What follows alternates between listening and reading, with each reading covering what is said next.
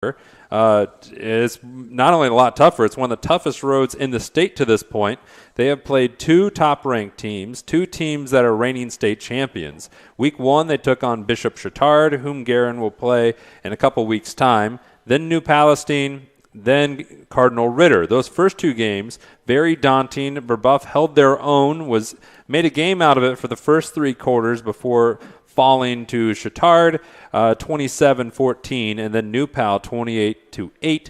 They did rally last week. They started out in a 4-0 hole to Ritter before scoring the final 21 points of the game unanswered to get their first win of the year. And then they enter this one looking for win number 2. Guerin's first game was back on August 21st. They beat McCutcheon in a low-scoring game. There was no point scored in the second half, but Guerin won 14-7. And so when we come back into this game, Trevor, we're looking at, we've seen a lot of Brebeuf, seen a little bit of Guerin. There's some unanswered questions there for the Golden Eagles, but what are you looking forward to tonight? I'm really looking forward to seeing how the offensive output is for both teams.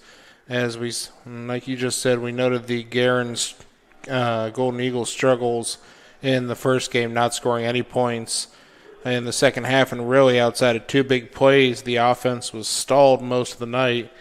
And then for Brebeuf, like you said, you faced a daunting schedule so far. You haven't put up a whole lot of points so far. You're a little bit more experienced at your quarterback position, but the running game, there's not a whole lot there. Receivers, you found some passing games so far. I'm interested to see which team can find some sort of consistency finally this season in that offensive side of the game. Guerin Catholic was much better on the ground than in the air last week. They only mustered 54 yards through the air, and if you're Sam Miller, you're Guerin Catholic, you have to be able to move the ball through the air because, as you were saying, last week we saw the offense really stalled when McCutcheon was able to tee off on just the run game. Yeah, and this is a pretty good Brebeuf defense. They've held their own so far against both Chatard and New Palestine, and then put on a pretty good performance against Cardinal Ritter. And then you've also got one of the best players in the entire state that everybody is kind of a little bit terrified of in Mr. Strickland. And so they've got to find a way to go ahead and counteract him. And he's so far freed up for a lot of penetration along the defensive line for other players. So they need to go ahead and find a way with a bit of an undersized line to counteract Strickland as well as protect the rest of the line from the other guys. And that Strickland, Joe Strickland, is a junior, and everybody, it seems like, in the Midwest and the country wants him to play. He's got 18 Division I scholarship offers, most of them high Division I, a lot of Big Ten schools, including IU, Michigan, Penn State. But the big one, Notre Dame, is looming, and they're the favorite according to several recruiting websites. They're after him, but he's going to try to be after the quarterback. He's number 54 in white, and if you're playing trying to block a player of his caliber, and he's the third-ranked player in the state for his class, what do you need to do? Offensive line, How do you try to contain someone like him?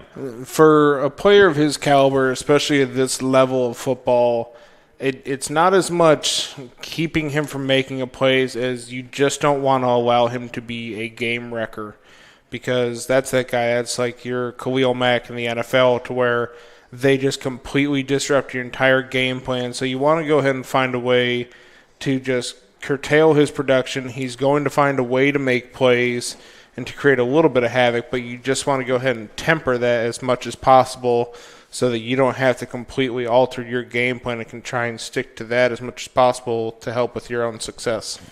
For Guerin Catholic, if they're going to be successful tonight, something working in their favor, at least so far this season, Brebeuf has not been able to run the ball. They're getting outrushed by 187 yards on so far this season. They only average 4 yards on the ground per game.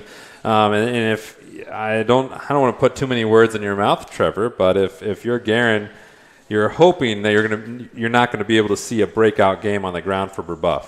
Well, so with that 4 yards per game, 75 of the yards that they lost this season are presumably on sacks, tackles for loss of the quarterback, Drake Hagerman. So just because that's how it's tallied at this level of football. So in reality, you're maybe at, at 87 total yards. So still, that's only about 30 yards a game. Not great production. So they're going to be looking to find some sort of way to get the ball going. But for Guerin Catholic, if you can go ahead and continue to try and make them one-dimensional, that goes a long way towards potentially having plays that you'll be able to make in the secondary to cause turnovers and such, and to frustrate Brebeuf into making those mistakes. It's going to be key for Guerin Catholic's secondary. Adam Novlin, Daniel Rode, Max Nickel, Luke Modi. Luke Modi had some interesting moments in week one. He had the one pick of the game. He also gave up a couple big plays. But you need to be stout because, as you alluded to, Drake Hagerman has been fantastic this season. He's fifth in the city in passing yardage. We'll see that in a little bit coming up next. Indiana SRN, Golden Eagle TV, presented by Indiana SRN, Guerin Catholic and Brebeuf. Hey folks, good to be with you for tonight's game. My name is Andy Simpson, and I'm a licensed IHSAA football official, and welcome to Friday Night Football, powered by Indiana SRN.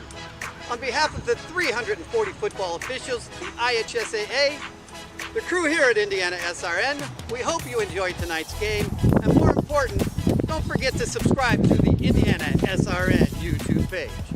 As you're watching tonight's contest, I'm going to show you a few of our signals that will help you better understand the information we are trying to convey.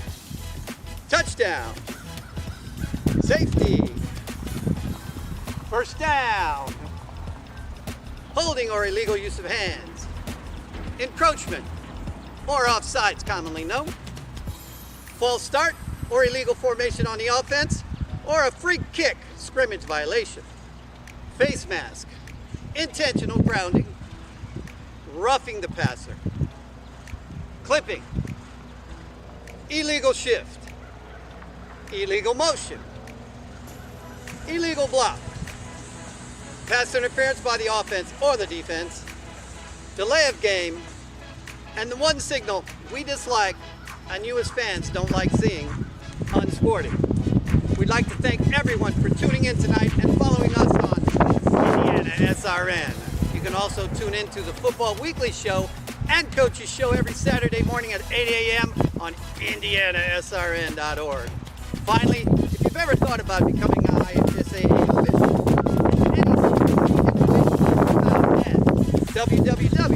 www.ihsaa.org and click on the Officials tab or call the IHSAA office at 317-846-6601. Now, sit back and enjoy the game. Welcome back, everybody. Guerin Catholic, Brebeuf Jesuit. This is the longest tenured opponent on Guerin Catholic's schedule. They played 17 times. This will be the 18th. They go all the way back. Guerin's second game ever was against Brebeuf, and it was also, I believe, their very first win of their program history was against Brebeuf as well. The recent history, though, has been in favor of the Brebeuf Jesuit Braves. They have dominated. They've won 5 straight. They won last time 20-15, getting a touchdown getting 6 points in the fourth quarter to squeak one out last September. But if Brebeuf Jesuit wants to get back on to continue their little winning streak, and they are 1-2, Brebeuf or Guerin Catholic is 1-0. They're going to need to be able to rely on that strong defense, be a little stifling, and then dominate through the air. And if Trevor, they're going to dominate through the air. Drake Hagerman has a lot of targets, and he's been fantastic this season. Well, the interesting thing is, so far he hasn't used any of his bigger targets all that frequently. His top 3 receivers go 5'8", 5'9", and 5'10". So you're looking at a lot quicker, more gadgety type players typically. So against McCutcheon, Guerin Catholic did a pretty good job on some of the bigger receivers. We'll have to see how they go ahead and adapt to guys that are a little bit more fleet of foot. One of his main targets is Brendan Petrie, nicknamed Peach. He picked up his first collegiate offer just earlier this month, last week on September 3rd, from New Park. North Park rather. And then there's a lot of these players. It's a very talented team at Brebeuf, but it's been an interesting season for every team. It's been very interesting for Brebeuf with getting a coaching change just on the eve of the season. Matt Geske stepping in. He's got his team at 1-2, but it's an interesting situation anytime you have a new coach coming in, let alone on short notice, let alone with everything else going on. Yeah, and along with everything else that has happened leading up to this season, going through a gauntlet of a schedule to start with, to have that to adapt to, it takes a lot of leadership. So you're looking to Geske to go ahead and, help calm down his players, because that's going to lead to a whole lot of questions constantly from his players. And just keeping a controlled environment, which he seems to do, because so far he's done a very nice job of keeping this team competitive in this rough schedule. And we'll see how he goes ahead and adapts tonight against another good defense. Both of these teams have a pretty daunting slate coming up. Brebeuf has Roncalli in a couple weeks, and they travel to Cathedral in the beginning of October. Guerin has Roncalli next week, and then they get to visit to Bishop Chatard. And there's something about the Circle City Conference. Seems like you have an impressive schedule. You're going to have a tough opponent every week, and the whole goal behind that is get yourself ready for playoff time. Well, the other thing that most people notice when they look at these teams is they usually end up with fairly long tenured coaching staffs that have been around for a while in that program, that have gotten to know these kids. So that helps with the preparation level of these teams, because they're knowing what to expect week in, week out, season in, season out.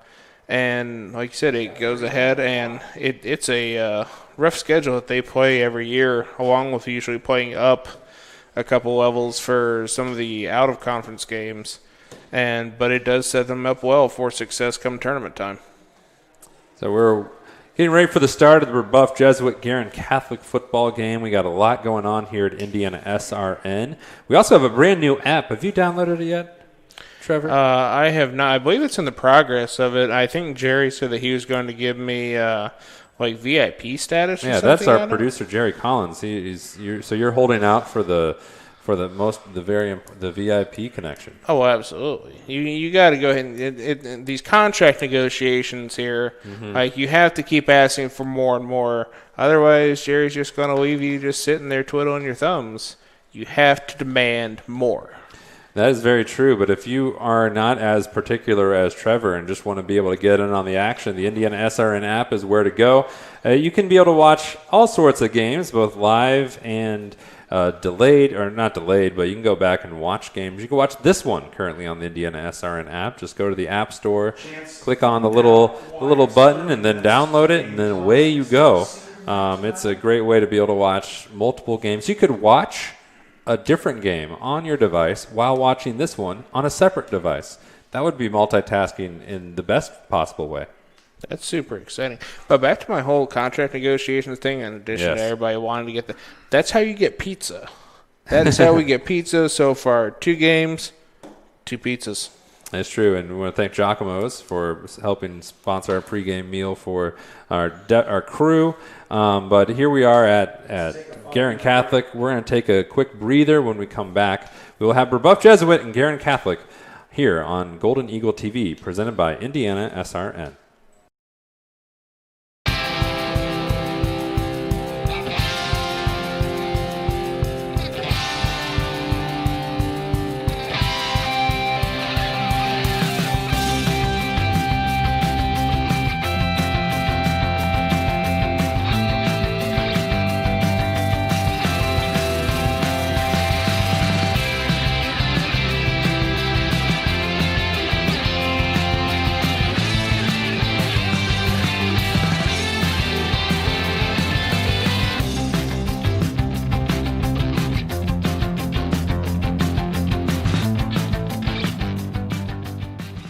I'm Mary.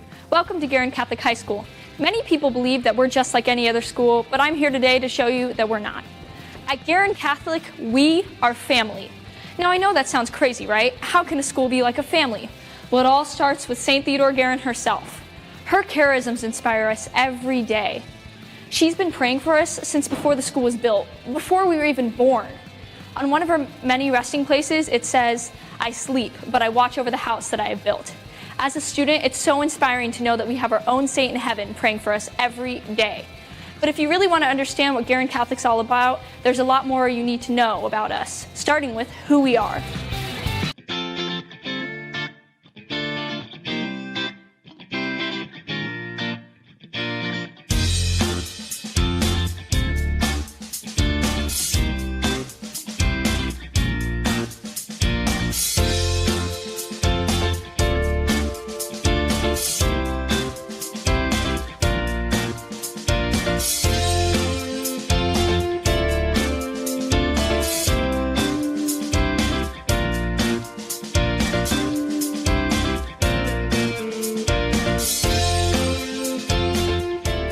Mother Guerin also has some advice for the teachers. She says, love the children first, then teach them. It is these wise words that inspires our teachers to motivate students and look for the best ways to meet each student where they are. You might think with all this love, academics might not be important, but there is nothing further from the truth. It is because of our faith in seeking the truth that we aspire to know all that we can know. But we can't stop there. We have to know how to think about the knowledge in order to make a difference in the world. Whether you need a little extra help or you're ready to be challenged with an international baccalaureate diploma or anything in between, there is a place for you at Guerin Catholic. But we're not just about academics around here. At Guerin Catholic, we are well-rounded. There are so many ways for you to get involved. Obviously, we have sports. We have 21 athletic teams, including swimming. And if you don't play a sport, we're all about supporting those that do. Our student sections are so much fun. We are spirited. And we also have 43 clubs. So if you don't see anything you like, you can start another one. We also have band, choir, orchestra, and theater. We are involved. At Guerin Catholic, there are so many ways for you to discover and use the gifts that God has given you. We are creative. Getting involved in these activities is not just about having fun. It's also about developing skills that help you become a great leader and providing opportunities for you to lead. At Guerin Catholic, we are leaders. Another great way for you to grow as a leader is through service opportunities. There are so many ways for you to share your gifts with others. Mother Guerin says, you will be happy yourself in making others happy. That's what service is all about. By connecting to local organizations or through mission trips, you'll have plenty of opportunities to serve. At Guerin Catholic, we are compassionate. There are so many opportunities to travel at Guerin Catholic, from mission trips to Costa Rica to performing in New York City. We are explorers. You will find the Guerin Catholic community all around the world, working, singing, and learning, all to get closer to Christ. Here we are at our chapel. This is where I leave you. But as you think about your future, I'll give you one last piece of advice from Mother Guerin. Do not give way to uneasiness about the future. Place yourself gently into the hands of Providence.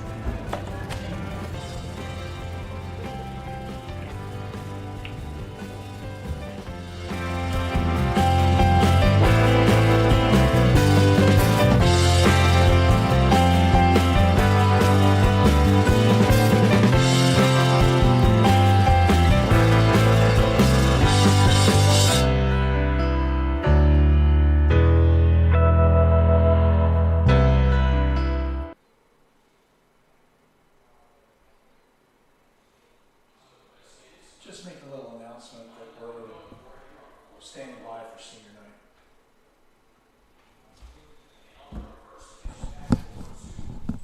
Can we do now? Yep. Good evening, everybody. We're currently standing by for senior night for the Guerin Catholic Golden Eagles. You can go ahead and stand by with us while we go ahead and celebrate the seniors. We'll be back shortly with the Brebeuf Jesuit Braves versus the Guerin Catholic Golden Eagles on Indiana SRN Radio.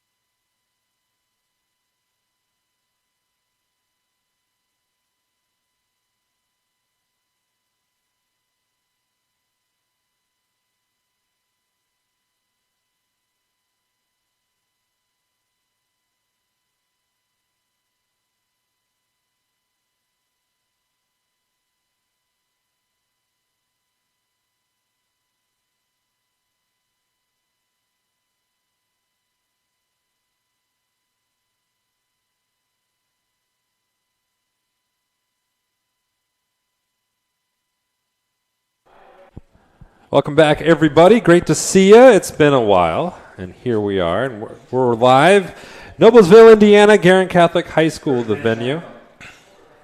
We're pausing for the national anthem, and a very fitting day for the national anthem. Especially, I think if you look at today's matchup, you look at Guerin Catholic and Brebeuf, it's in the distance, Brebeuf's mascot, the Braves, and it's a very fitting nickname, especially for today, where 19 years ago on 9/11, thousands of brave individuals were lost in terrorist attacks in New York, Washington, D.C., and in a field in Pennsylvania. On Flight 93, brave individuals fought back and downed their own plane, preventing further catastrophe. In Manhattan, hundreds of brave firefighters, policemen, and other first responders rushed into the jaws of death to rescue innocent people from them. 19 years later, a lot feels different. For some, 9/11 might be ancient history. None of the players in today's game were born when 9/11 happened, but the memory is still vividly fresh for those who lived it. And for the next couple moments, we will pause our broadcast and do just that, to remember, to pray, to reflect on that day and the 2,977 American dead on September the 11th, 2001, 19 years ago today.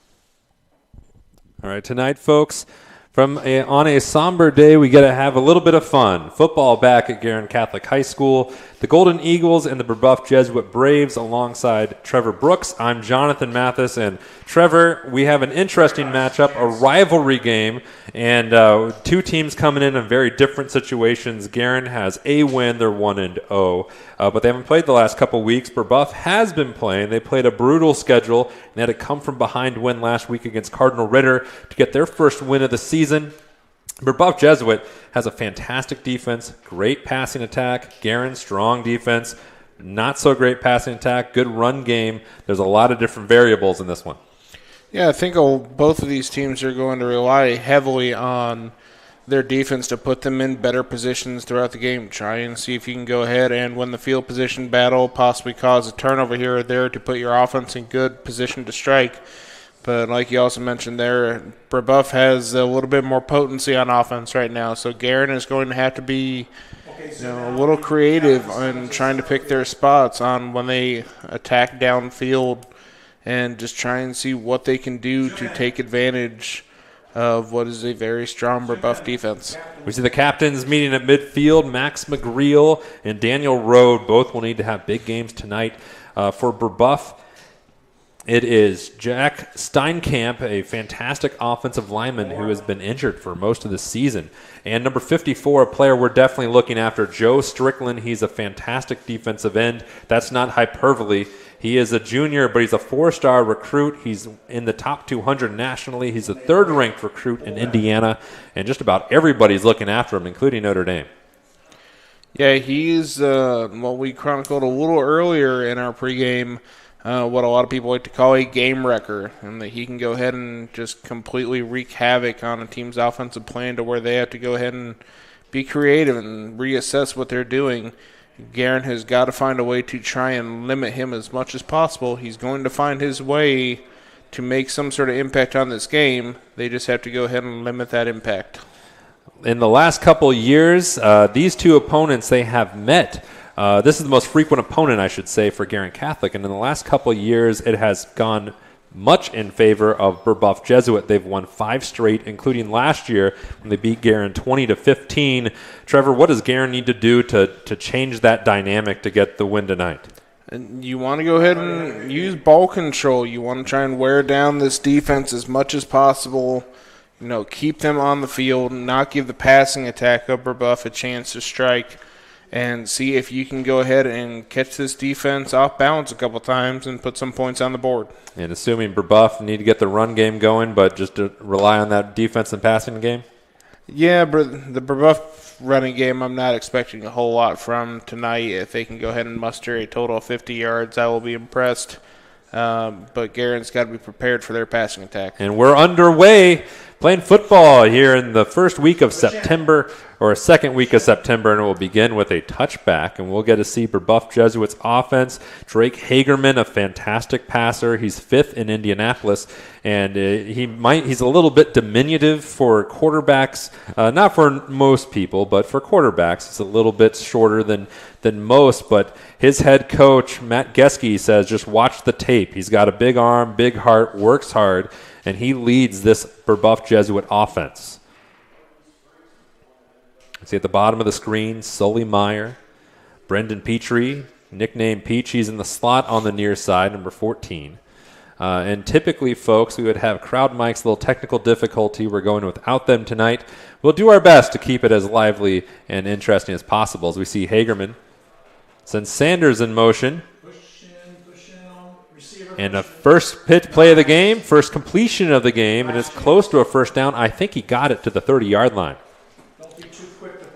He was able to go ahead on a quick little in route to Jeremiah Jackson there for the first down, and we're expecting to see a lot of these quick passes to some of the smaller receivers that Brebeuf incorporates in their offense. That's Jackson's second catch of the season. He had a big 22-yarder earlier in the year. That one just enough to move the chains. Almost a jump by Guerin. We'll see if the flag comes. I don't see it. Here's a handoff to Jackson. Pitch outside. And as Trevor alluded to in the opening, tough to get some running room. It is an inexperienced offensive line, but even then on the sweep, Brebeuf was not able to get much going. Yeah, nice job there by the Guerin defense. Just go ahead and washing him down the line and then using the boundary as an extra defender. Go ahead and force him out. Just limit that gain to about 1 yard.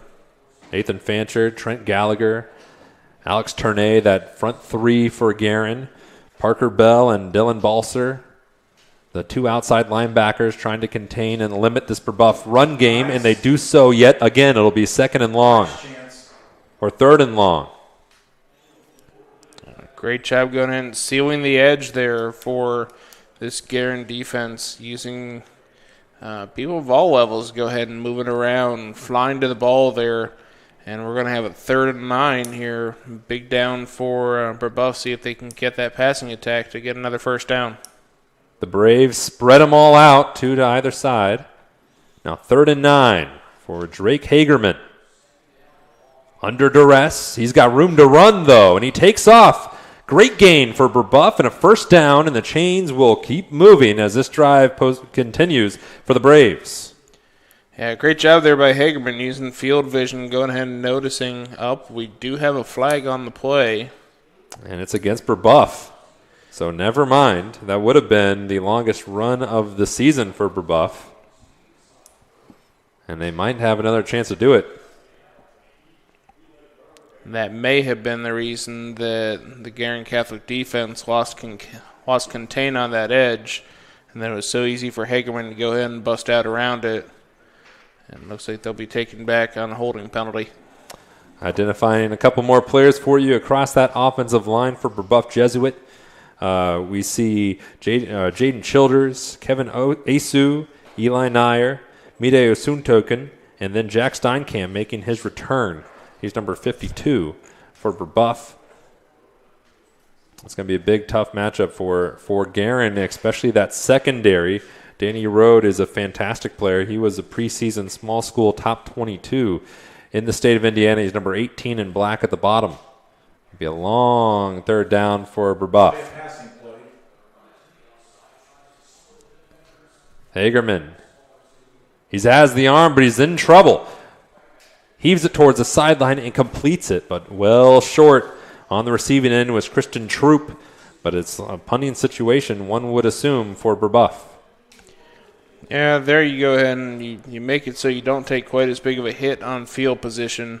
But good job by the Guerin Catholic defense making sure they kept the play in front of them, didn't allow anything too big, and now they're going to get a chance to go ahead and get the ball off for this punt.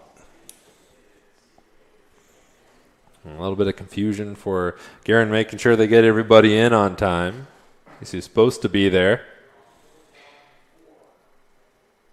Now get ready for the first punt of the game.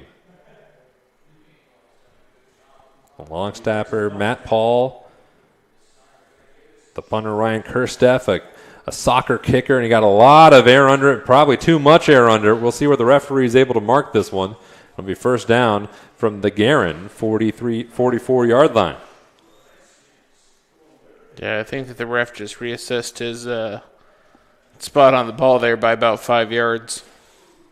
It might be starting right in midfield. Last time we saw Guerin Catholic, their average field position to start a drive was on the 25, which is far from ideal. And their opponent, McCutcheon, started from the 45. And we'll see what Guerin's able to do on their opening drive. Sam Miller, the junior quarterback, sends Max McGreal in motion. And now he's in trouble, and look out.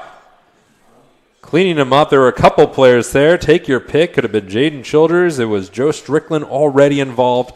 And Trevor, if Guerin can't block Joe Strickland, it could be a very, very tough night for this offense.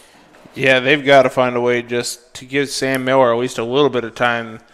That play, it was very quick that Strickland beat his man off the edge and had Miller dead to rights in the backfield. And that is Strickland, top of your screen, number 54 in white. 2nd and 13. Jagger Albert on the carry.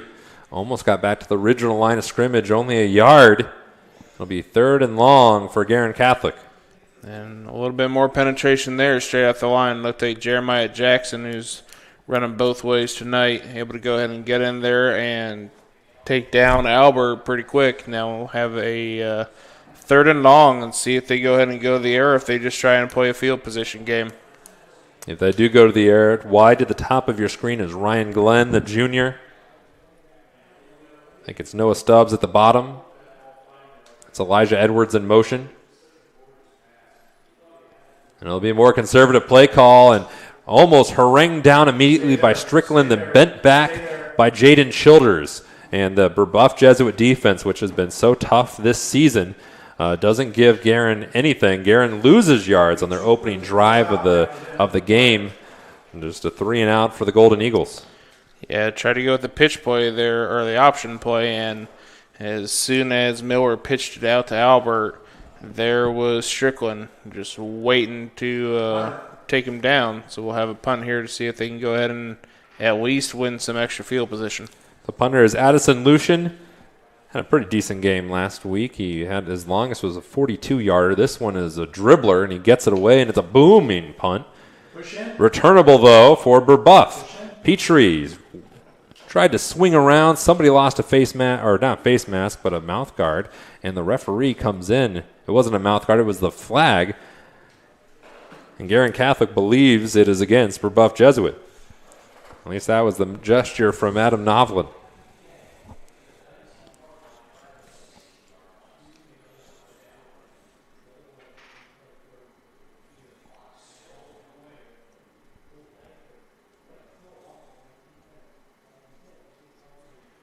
And it is block in the back. When there's a flag and the referee comes out to the white hat, push in on Untitled so we can get his signal. 2 flags in this game already, both against the visitors. And tremendous field position for this Guerin Catholic defense. Brebeuf, they're backed up all the way inside the 10. And see if the Golden Eagles can go ahead and put a little bit of pressure on Brebeuf and try and force some sort of mistake to gain a turnover here. So they've got him pinned deep. All right, 2 short possessions for these 2 teams to begin this game. Hagerman in the gun. Guerin Catholic showed blitz. Brebeuf rolls away, and this ball is just high of the intended receiver, Matt Paul. He's second on the team in receptions with 10. He is one of the 3 Braves with over 100 yards receiving on the season, but it's 2nd and 10 for Brebeuf. And not a bad option there for Hagerman to go ahead and throw out that way. Just overthrew him just a little bit. See if they go back to the air again on 2nd down. Hagerman is 2 for 3, 23 yards at this point. They will hand it off, trying to have a draw play, and getting in a little bit of a scene was Omer. And he gets it to the 15-yard line. Omer a little slow getting up. Not a terribly pretty play there on the run there by Omer, as he went ahead and he just ran flat into the back of the line and then just kind of bounced down it until he eventually found a little bit of room for about a 5-yard gain or so. And we see Omer is a little shaken up, as is Braden Hall for Guerin Catholic. And on what will be a 3rd down and long for Brebeuf, we have a delay in this game as a couple players being attended to. And we're going to step away, and we'll be back on Golden Eagle TV, presented by Indiana SRN. Hey, it's Keith Myers from Indiana Sports Radio Network. Well, thank you that you're watching the game tonight on Indiana SRN. If you would like to know more information about Indiana SRN, send me an email, coach@indianasrn.org. As vice president of this company, we hope that you sit back and enjoy the game. It's Indiana SRN, where you're always in the game.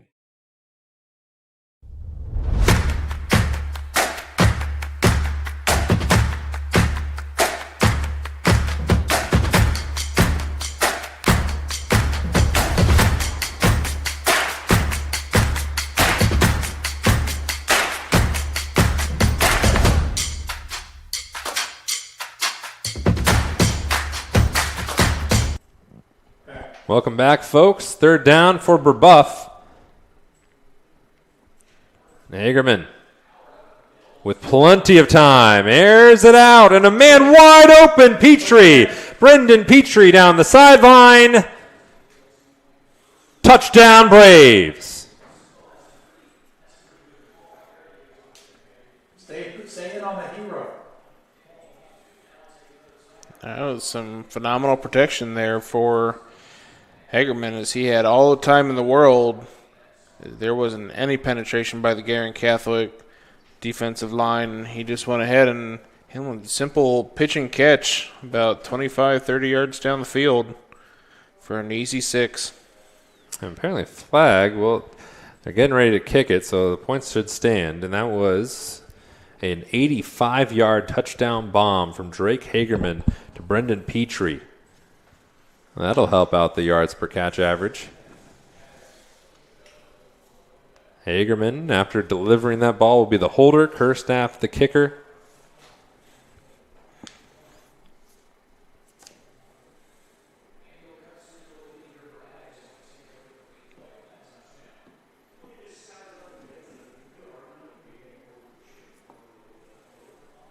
And it's still 6-0.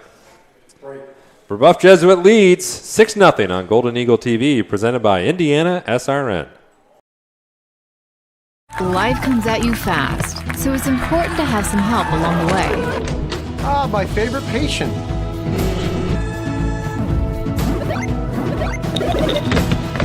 Ah, my favorite patient. When the dust settles, it doesn't always end as anticipated. Embrace the journey and care for the ones around you. My favorite patient. For everything else and every stage in between, my favorite patient. Methodist Sports Medicine is here for you. Can't make it to the game? We've got your back. Just go to www.indianasrn.org and tune in to all of the live action, or go to our on-demand service and relive your favorite moments.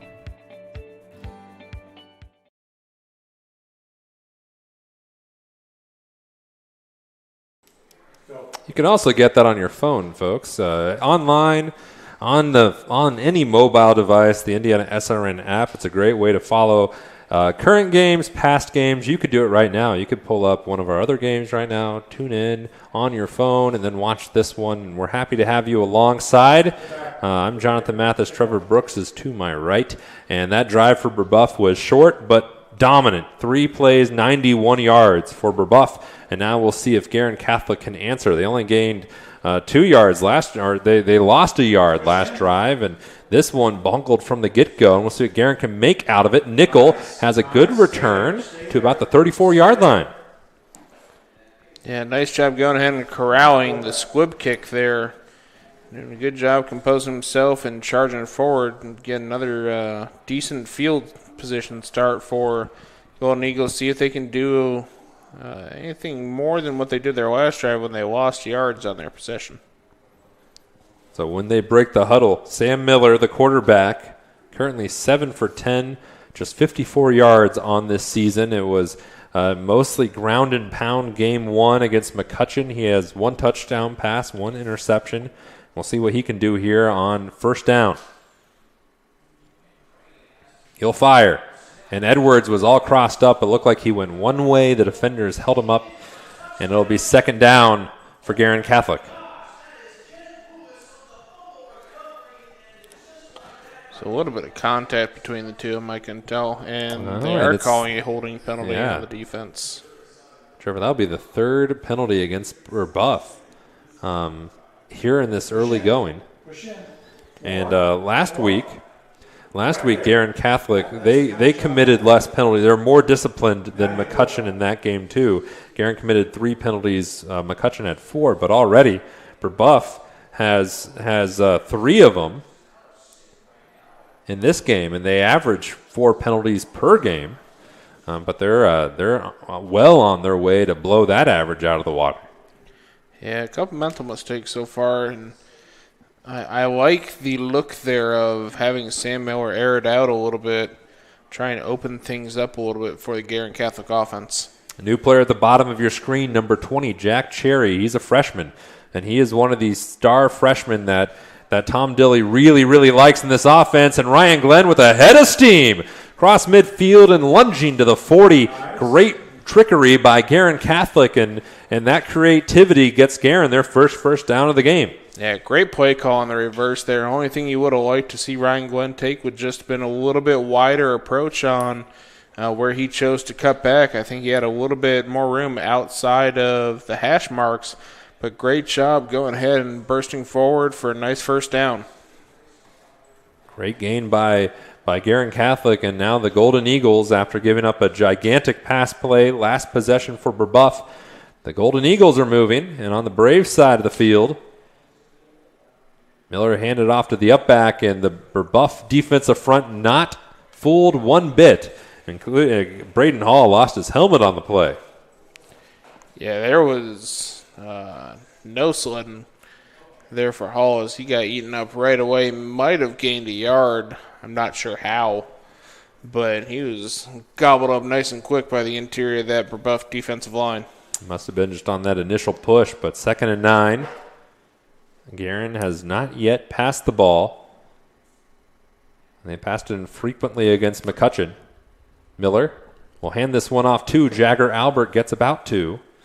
and still fighting forward. And player on the Brebeuf Jesuit side of the line was very enthused. He thought his team came up with a fumble, but it'll be a third down in middle distance for Guerin Catholic. See if they go ahead and go to the air again here to try and take advantage of some of the drive momentum that they've started to get here. See if they can catch Brebeuf off balance a little bit. Going back, that reverse play to Ryan Glenn was a 15-yarder, and now Guerin needs 6. And you see Glenn top of your screen, and this will be blown dead. Timeout taken by Guerin Catholic with 5:33 remaining. Guerin Catholic driving but trailing by 6 on Golden Eagle TV, presented by Indiana SRN. Can't get to a computer? Then we've got you covered. Just go to the Indiana SRN app and stay up to date with all of your favorite teams. You can watch live coverage or relive the experience with our on-demand service. Parents, do you like free food? Hike it on over to Prodigy Burger and Bar, where Monday is family night and kids eat free. Every day you can find daily specials featuring craft burgers, tacos, wings, and more. Prodigy is now playing the NFL Sunday Ticket on more than 25 TVs, so you won't miss a second of your favorite teams. Prodigy also caters, hosts private events, as well as dine and donates. Celebrate your school spirit with us at Prodigy Burger and Bar. More than just burgers, located in Clay Terrace in Carmel. We just told you about the app, but if you would like to follow Indiana SRN Sports, both live and go back and watch some, you can subscribe to our YouTube channel, and you'll have access to everything, and we hope you will. We hope you join us. Indiana SRN on YouTube. Click subscribe. So, Trevor Brooks, what do you need? What do you want to do here? You're down a touchdown. It's not a gigantic deficit. Brebeuf missed their extra point, first missed extra point by Brebeuf this season, but you want to be able to cut in. Do you go to the air? They haven't done it yet. I think you got to go to the air. The play that got called back because of the holding penalty, they gave Miller some protection on that.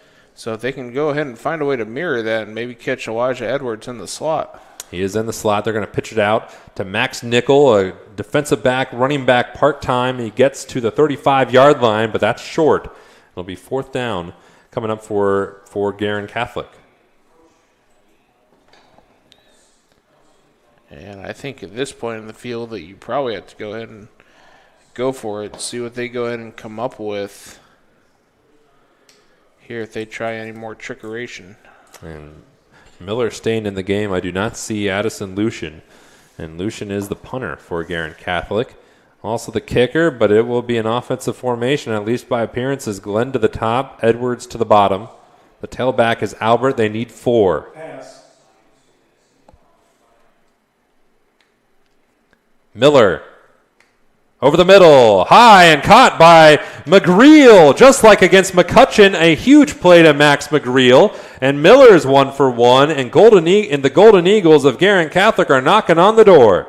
It was a great job rolling out by Miller. He just got it over the outstretched arm of a Brebeuf defender, hit McGreel, and going to be a goal to go now. Great job on the pass. And here's what it looked like. McGreel, great pitch and catch, and there might be a hold right at the end of that play. We'll see. Yep. And there is.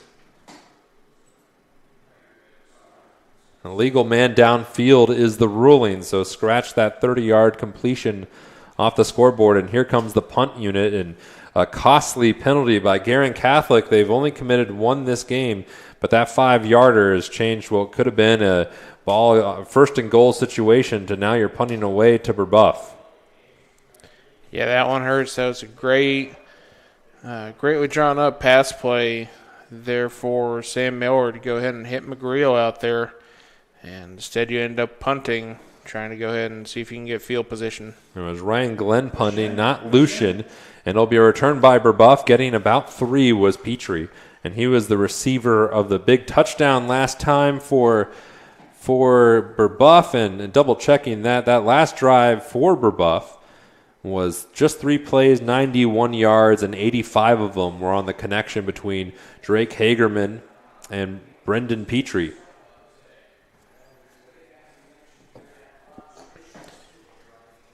Yeah, if you're Guerin, you're reeling a little bit after the missed opportunity there on offense, but you want to make sure that you don't fall into any sort of deeper hole. Go ahead and solidify on defense. Make sure this passing attack doesn't get you again. This is a little bit unusual territory for Brebeuf. They've been getting outscored before this game, 4-1 in the first quarter of games, and another plenty of time for Hagerman, and he just tees up a fair catch ball towards midfield, and another huge completion for Brebeuf. All Sanders had to do was just settle under it and clutch it. And that was a great job by Sanders. See the amount of time that Hagerman gets bought here. And you notice that Sanders go ahead and he alters his route, comes back to the ball to do his quarterback a service, and with his size, able to go ahead and body up the defensive back, go up and grab that for the big gain. 1st and 10 for Brebeuf. We go inside 4 minutes here in this opening quarter. Effectively a sellout here at Guerin Catholic for all the players, cheerleaders. We're able to get some screens set up for Brebeuf, and this is erased immediately by McGreal. And even though Jackson tried to squirt out of it, got a little something positive, the Golden Eagle defense was all over him, limiting him to a yard.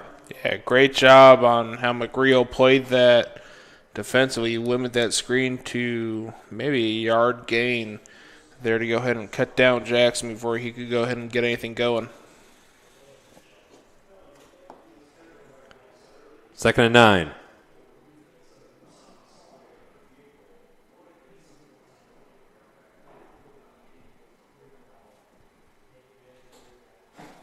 Hagerman under pressure from Balser, and he escapes it. Using his feet, gets out of bounds, tripped up right at the end by McGreal. But it's another good run, good decision by Drake Hagerman. And the Braves are in business here at the closing minutes of this first quarter.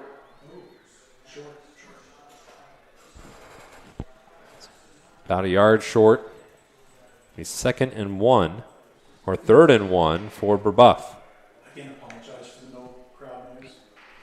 And just to let you know, we typically would have crowd noise for this. There's a good crowd there. We wish we had it. Just some technical difficulties, and we're sorry about that, but we're going to do our best to keep you engaged, and we're happy to have you alongside crowd noise or no crowd noise. Here's Brendan Petrie's 2nd catch of the game, first down, and then Braden Hall took out some frustration on him on the sideline. Yeah, another nice play there by Brebeuf. Well designed to go ahead and get just enough for the first down and keep this drive going. Hagerman now 6 for 7, 142 yards, all in the first quarter. Coming into today, he had been averaging 239 through the air, and he was in the top 5. He was 5th exactly in the Indianapolis area in passing entering tonight's game. He's got a full complement of receivers on this 1st and 10. And this one dropped by Matt Paul. Yeah, nice route there by Paul. Just goes ahead and turns his head upfield just a little too early and doesn't bring in the ball and falls incomplete. Be just 2nd down and 10. It's just the 2nd incompletion of the game for Hagerman. That one not his fault. He's a 55% passer entering tonight. And he's closing in on 1,000 just 4 games into the season. He entered this evening with 719 yards. Little shovel pass. That'll help the completion percentage. Jackson gets across the 25 before Rode and Nickel were able to stop him. Nice move by Jackson on the little pitch play there from Hagerman. Go ahead and make a cut in the middle and find his way up to that 3rd level of the defense and more first downs.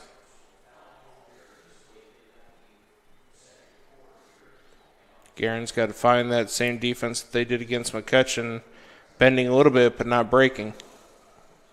And they've bent a lot on this drive. Off that 15-yard completion.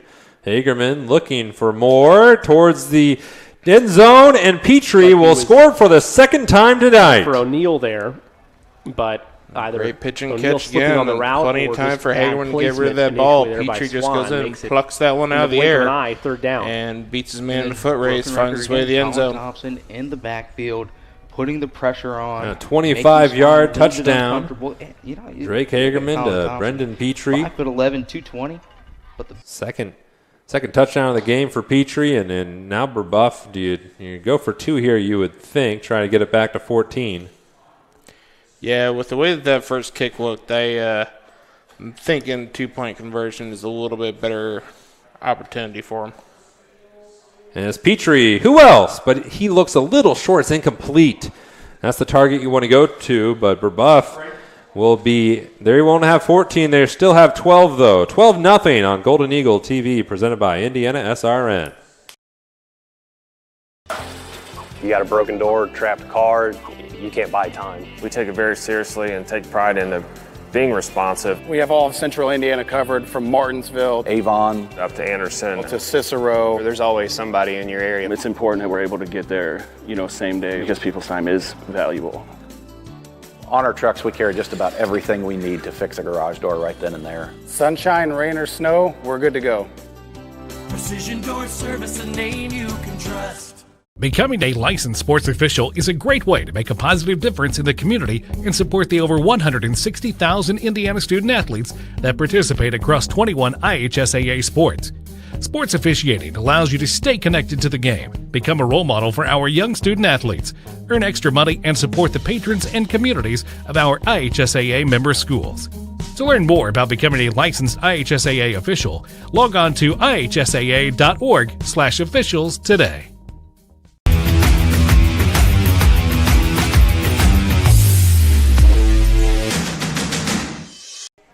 Welcome back, everybody. That last drive for Brebeuf, 7 plays, 55 yards, ended the 25-yard completion for a touchdown from Hagerman to Peach, as he's affectionately known by his teammates.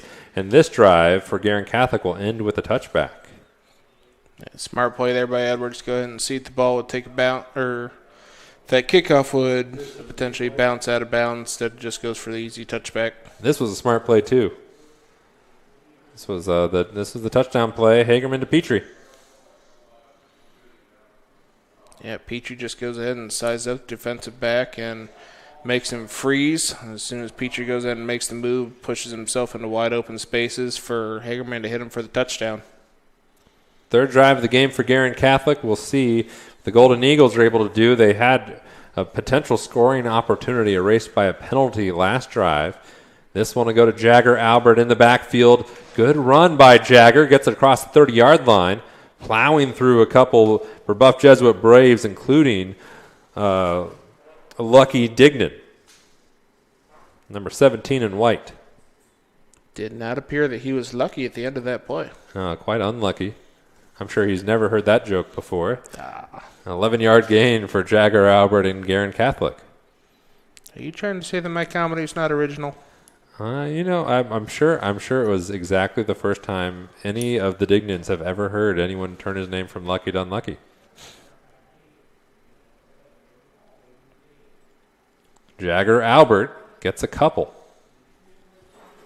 Yeah, nice job there by Albert. Just go ahead and fight forward, get what he could, as he was being taken down from behind by Jaden Childers. Childers, he's been a beneficiary of having Strickland next to him, but the Brebeuf coaching staff very enthusiastic about Jaden Childers. When you put him on film, he just jumps off the screen, and you see him with the 2 white sleeves currently on that defensive tackle spot. 2nd and 7. It'll be Jagger Albert again. Another strong run, still moving. And he's still fighting. He had the first down on forward progress. I think he's going to get it still. And that's a really steady gain for Jagger Albert and Guerin Catholic.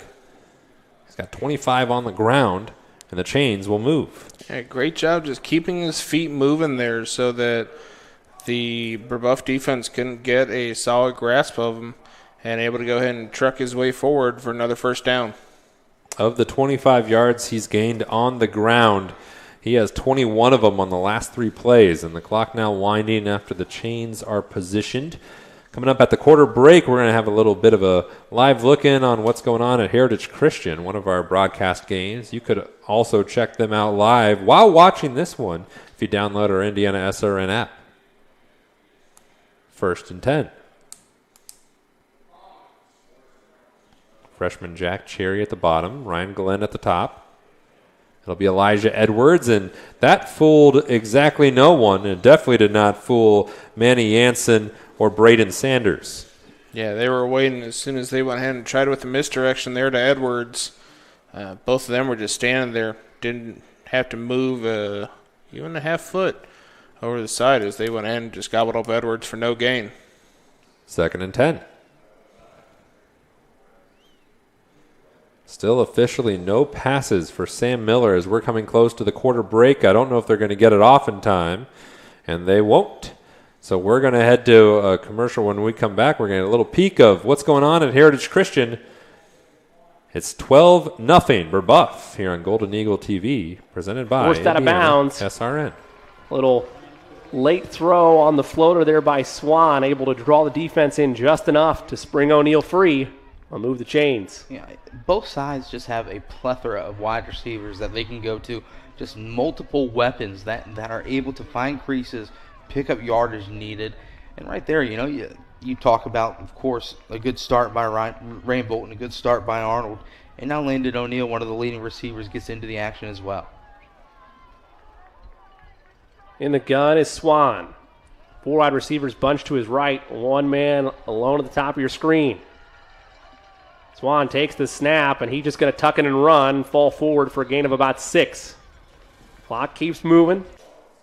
You're in. Welcome back, folks. Check this out. This is pretty neat, don't you think, Trevor? We might be broadcasting remotely, but now we're able to see multiple games. I feel privileged for this opportunity. It's like NFL Red Zone, but on Indiana SRN. Indiana Red Zone. Indeed. And welcome back. Look at that little dissolve action. Pretty slick by producer Jerry Collins. Jerry must have been really good at PowerPoint. Yes, one can only hope. We're the best PowerPointer, and it'll be 2nd down and 10 for Guerin Catholic. More of a passing formation, although don't let that fool you. Guerin has run every play this game. They've had 1 pass, but it was brought back on a penalty. This will be the first official pass unless he is sacked. And Jaden Childers was able to get him by the shoelace, and that is his first full sack of the season. He's now got 1.5, and that's a tough thing to handle, Trevor, if you have Strickland on one side and Childers on the other. Yeah, the combination of the two is just a force of nature to go ahead and go against constantly throughout this game. They found a couple times to give Miller a good pocket, but he's had it collapse at least 2 other times so far, and now you've got 3rd and long. They've got to find some way to give him protection against the 2 monsters. Yeah, he's lost 6 yards on this game just by the sack. He's been sacked twice, and now Miller, with time, with room, completes a pass. I believe on the boundary. It's going to be short, though. Glenn wanted it, but he's a full yard short of it. And this is an inch of midfield. We'll see what Guerin decides to do. I think at this point you're already down 2 touchdowns. You've shown a little bit of difficulty stopping the Brebeuf offense. You might as well go for it. You've got a yard to go. And it looks like they will. Sam Miller heading back to the huddle to issue in the play. Now a minute gone here, 2nd quarter. Push in if it's a handoff. Braden Hall, likely candidate to run, the fullback. And Guerin gets the first down the easy way. I think Strickland was the one to jump. Yeah, good job showing discipline by the Guerin offensive line. Going ahead and forcing Strickland to jump, and another penalty against Brebeuf here early on this first half. Guerin just slowly, methodically moving up the field. That is the 4th penalty against Brebeuf for 35 yards on this game. Edwards at the bottom. Jagger Albert up the middle, and he is thrown back by Strickland.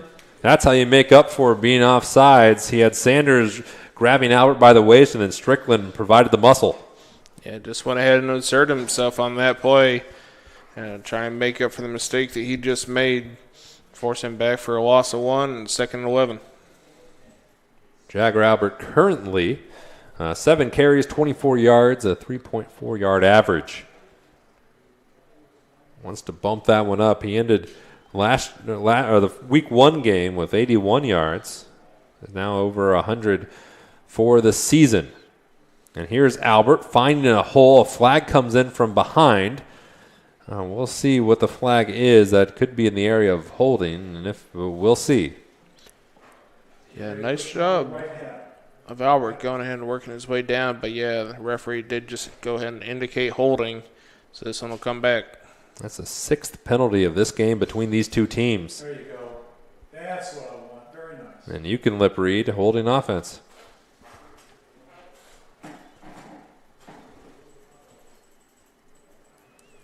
Both of these teams pretty disciplined when it comes to penalties. They didn't have many last week or on the season.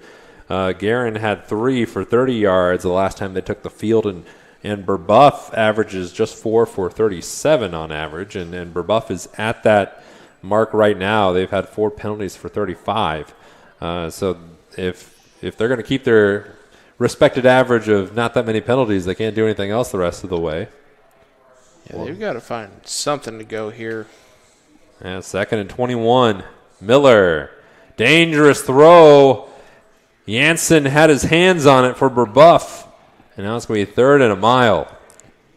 Yeah, Miller cannot make that throw again. He just caught a huge break by Jansen not being ready for it, not expecting that ball to come through there.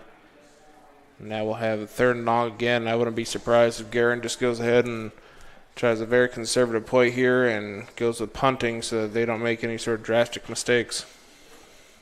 Miller now 1 for 2 through the air, 12 yards. They will spread it. Does not mean that Guerin won't be afraid to run the ball. But they're passing. Little screen set up. Albert able to bobble it and has a catch, and he has a head of steam across the 40, powering through over to the 30-yard line and out of bounds. Perfectly designed screen. Great job on the execution there by this team. Going ahead and getting their blockers up. Finding their way to go, and here we got the replay for it. Look at the big fellas out front finding a guy. Nice chance. Nice work. It's a beautiful thing when you're a big guy and you can just go ahead and get a head of steam towards a small defensive back. It's like when all of a sudden you've just got a buffet thrown in front of you, and it's open season. And Luke Schrenk, he had the buffet in front of him and got to shove one of the little fellas. And here's Albert off that screen. He hops back towards the original line of scrimmage. The run game has been in fits and starts, but the Guerin passing attack, when it's connected, has been quite impressive. That last play through the air on the first down was a 33-yarder on 4th down or on 3rd down in a long distance. And this one will be 2nd and 7. Nice job this last play by Albert just to go ahead and make sure that he didn't lose yards, as he was about dead to rights from some of the defensive front 7, able to go and make them miss to at least get a couple yards. That's Edwards in motion. Cherry and Glenn wide to the top of your screen. Here on the stretch is Albert. He gets across the 20. And like a little bit of a cannonball, he launches himself, and Will Dapp took him right in the middle of the chest. But the Golden Eagles are now in a position they have not been all season, and that is in the opponent's red zone. In that week 1 matchup against McCutcheon, Guerin went to the red zone exactly 0 times. And now here they are, 3rd and 1. Nice.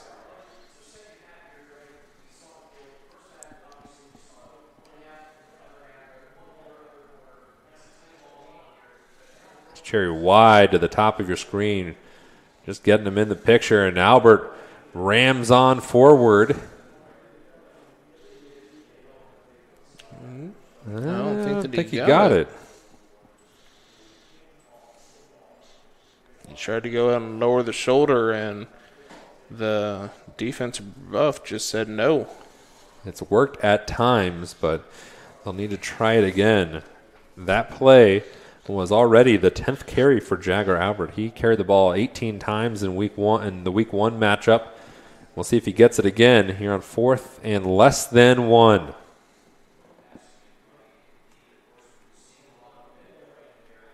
It's the up back, Braden Hall, and with just in a flash, he's across the 15. Great play call there. Go ahead and that time the call, the up back was not expected by Brebeuf. Goes in, chugs along for a couple yards, gets first down, and this drive keeps on going. Very nice offensive drive for the Golden Eagles here. See, currently this is a 14-play, 71-yard drive, and this will be the 15th play of that drive, and that is the definition of methodical offense.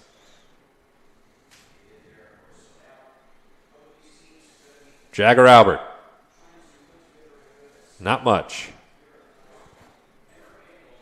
Yeah, maybe a gain of 1 or 2 there, and again, nice job by the defensive line. Brebeuf just go ahead and collapse the offensive line, not give an inch. We see Schenk is out. Sapienza is in after Luke Schenk's helmet came off. I'm up on 6 minutes, 20 seconds to go. This is a long momentum-killing drive for Guerin Catholic. If you're getting blown out in the first quarter, might as well just take up the whole second quarter. It's not a bad stretch. You can't get beat by any more than. Miller has it still. He has room. He has a man, and it's a lunging Edwards. But it not going to gain that much, but it looks really pretty. Yeah, it's progress. Progress counts. It makes it a lot more manageable of a third down. 3rd and 5. Again, this is the very first red zone trip for the Guerin Catholic Golden Eagles this season. We'll see how the Braves are able, if they can hold up here and force an extra field goal opportunity. If you're down 2 scores, maybe you're just thinking this is 4-down territory no matter what. I'm thinking that's what they probably need to go with here. Albert needs 5, and he lunges much further than that. He got inside the 5. He needed 5, and he got inside, and now Guerin Catholic is right there, and the run game is looking fantastic here in these last few minutes. Albert constantly going forward with his shoulders. Seems that they have caught them off balance. If you add it up, Jagger Albert has 73 yards on this game. They went ahead with a quick snap there to go ahead and see. I guess they were short on 3rd down, and they found a way with a quarterback keeper and a little bit of help from Jagger Albert, helping Sam Miller going forward get the first down there as time continues to tick away in this second quarter. And Guerin keeps this drive going, hoping to punch into pay dirt. 1st and goal.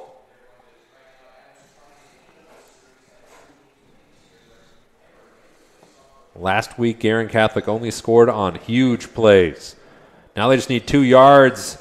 Now it's going to be 5. Joe Strickland, the much sought-after recruit for 2022, came through and dropped Jagger Albert for a significant loss given the circumstances. They're all the way back on the 5. He lost 3.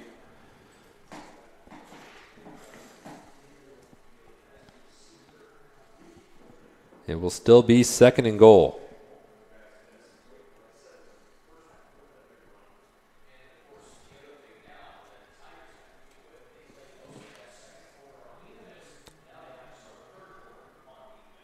Albert with the hole, and he will score. Touchdown, Guerin Catholic, and it's 12-6. Phenomenal way to cap off that drive for the Golden Eagles. Great job by Elijah Edwards sealing off the edge to go ahead and allow for Edwards to have that cutback lane, and goes ahead and hits that couple yards for a touchdown. And Guerin Catholic, very nice drive on offense to go ahead and tighten up this game. 19 plays, 85 yards. And Addison Lucian will look to cut this lead down to just 5 if he's able to deliver this extra point. We have not had an extra point yet converted, whether it's the PAT or a 2-point conversion yet this game. Miller the hold. McGreal the snapper. It's low. Lucian's kick is up. It is good, and it is 12-7 Brebeuf leads on Golden Eagle TV, presented by Indiana SRN.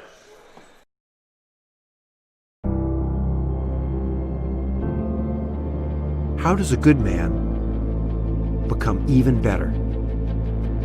By working out? Or by working his way up the corporate ladder? By changing his diet? Or by changing his style? By traveling the world? Or by staying perfectly still?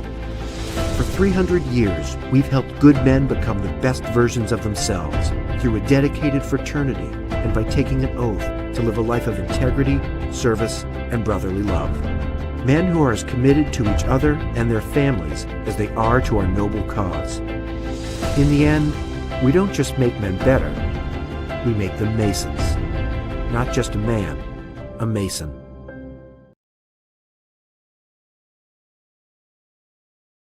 A 9-minute, 19-play, 85-yard drive. It's a 5-point ball game here at Guerin Catholic. Brebeuf's going to have the opportunity to exert their strength on offense. They've had 3 drives, scored 2 touchdowns, but the lead has shrunk. And this kick is boomed into the end zone, and Brebeuf will start from the 20. Here's that scoring drive. Here's the capper of it. See Elijah Edwards come up in motion, go ahead and seal off a great job. In addition to the tight end breaking off, holding off number 28 for Brebeuf to provide that hole for Albert to go in and hit and close this game to a 1-score game again. Second touchdown of the year for Jagger Albert, who so far on this game has 42 yards on 14 carries. Very deliberate but successful. And Drake Hagerman, speaking of which, the defender fell and moving is Sanders, and he's out towards midfield after Hall, I believe, fell down for Guerin Catholic in a huge pitch and catch, waking everybody back up. Drake Hagerman is having a fantastic game at this point. He's close to 200 yards if he's not already over it. Yeah, great job. Just go ahead and seeing that the defender had fallen down there, hitting Sanders, and Sanders going in with a burst of speed. Gain up for additional yards almost to midfield. And Hagerman is over 200 yards passing. He's 9 of 11 for 209, and he's running here. Fancher missed him. Huge block in the back end. The ball's out, and it's recovered by Ferrucci. And Guerin Catholic, if it is a turnover, will be looking. They're looking really good right now with just 3:45 to play. That is a huge mistake there. There it is. Let's go ahead and watch the replay here. And Braden Hall was the one who applied the hit on Hagerman. Just didn't have a whole lot of security on that ball and goes in and coughs it up there. Allows for Guerin to be back in business about midfield on a defense that's probably a little bit tired right now after an 8-minute drive Guerin Catholic just put on them. See if they can capitalize on the turnover. They're going to have to quicken the pace this time. 3:45 to go, but Guerin Catholic taking over effectively at midfield. And Miller in the gun, throwing with confidence over the middle. What a grab by Max McGreal. Great job by McGreal. Go ahead and high point that ball, bring it in, secure it while falling down for the catch. About 21-yard pass play there. Go ahead and put him further into business. Here it is again. So you don't miss anything on Indiana SRN. Got the first down play. We'll have the total yardage in a moment, but a great play by McGreal and Guerin. 1st and 10 from the 31. Oh, look out. That run wiped away by Tristan Aspilett. Yeah, there was nothing going there. As soon as Albert got that ball, he ran right into 2 defensive players, bringing him down for about a loss of 3 as we close in on about 3 minutes left in the first half. Sam Miller at the moment, 4 of 5 for 69 yards. That last play, 71 yards. That last play was 23-yard gain for McGreal. And that was a 2-yard loss, and we'll see what happens here. 2nd and 12. Albert trying to fight through the line, patient run. Maybe he got still a yard short of the original line of scrimmage. And this drive, which began so explosively, might be stalling out as we have a timeout on the field. With 2:41 to go, Brebeuf Jesuit leads by 5 on Golden Eagle TV, presented by Indiana SRN.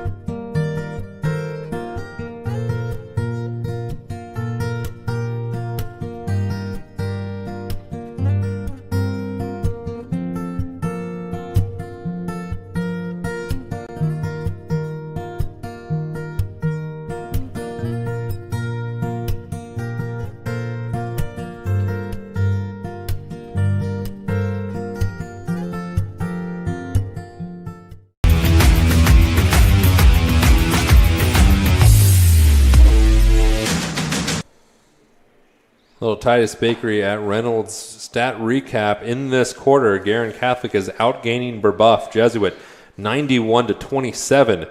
But that's because Brebeuf has only had one drive, and that lasted 2 plays before a turnover. On the game, Brebeuf Jesuit has outgained Guerin Catholic 226 yards to 131. 3rd and 12.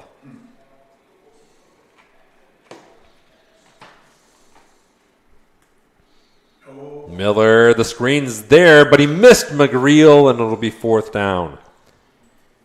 Yeah, you would have liked to see McGreel adapt a little bit there and cut out instead of towards the middle of the field. So what that gives a little bit wider open area for Miller to try and complete that pass. Instead, we've got 4th and 12, and the offense jogging off. Punt unit jogging on, just trying to pin Brebeuf, make them go as far as you possibly can. And Ryan Glenn on to punt.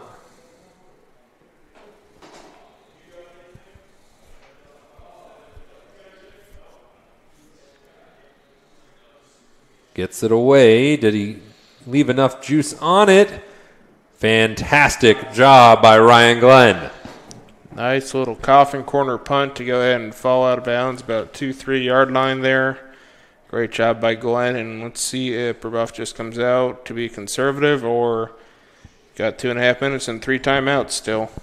And they do have an explosive passing offense that really has been unanswered by Guerin Catholic. Of the 9 completions that Brebeuf has had this game, 7 of them have been in double-digit yardage. There is 1 2-yard completion, 1 5-yard. Everything else is 10 or above. But this time backed way up. Hagerman in the Guerin Catholic end zone. Push in. He's going to hand it off, and a run here by Max Cookersley. A nice job just to go ahead and get them a little bit of breathing room away from the end zone up to about the 6-7 yard line.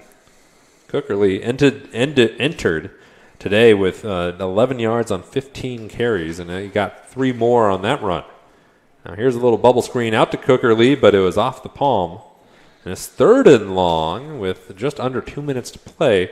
And now if you're Brebeuf, this is an interesting situation. Guerin has them backed all the way up inside the 5 by virtue of that fantastic punt. And what do you call here?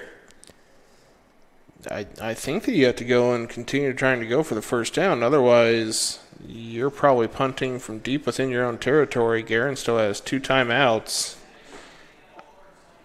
I like the aggressive approach, but that's just me. It'll be handoff to Cookersley, and he's got a lot of running room up the middle of the field. He's across the 40. He's still going. Can Nickel catch him? He will, but a huge play by Max Cookersley. And what about that on 3rd down? Like I said, a very aggressive play call. You know, just that run straight up the middle. Unfortunately, Guerin's defense was not ready for it. Great job.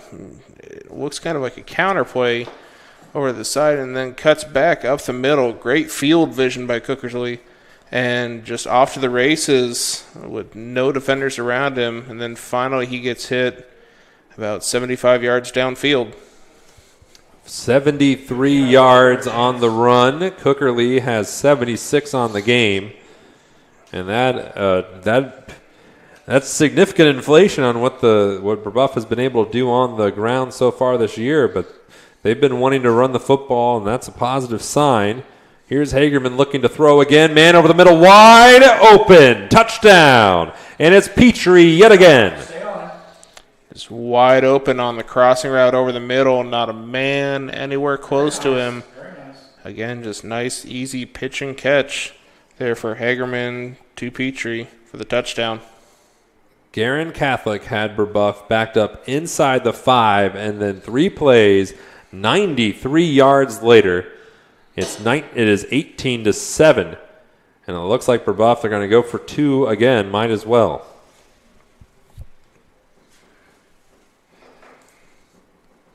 Hagerman now 10 for 13 for 229 yards. He's got 3 touchdowns. Timeout on the field. We'll take one too. Brebeuf leads 18-7 on Golden Eagle TV, presented by Indiana SRN. There's no greater anti-poverty measure than to give a person a job. That helps them start to change that trajectory. Morales Group is a full-service staffing company that provides temporary labor in the Indianapolis, Central Indiana market. It was a challenge that was given by my father. He wanted me to give back much more than I had been. Then I realized that when he said more, he wanted me to see how I could give more. And it wasn't just in money, but in time and in services. And that's how the Morales Group was created. I started off at Morales Group as an intern. I interned for 3 years before going on full-time staff here. What I love most about Morales Group is that big family aspect. I come from a big family in Mexico, and since the company is continuously growing, I feel like there's always a new member of the family that I get to know. We're willing to give.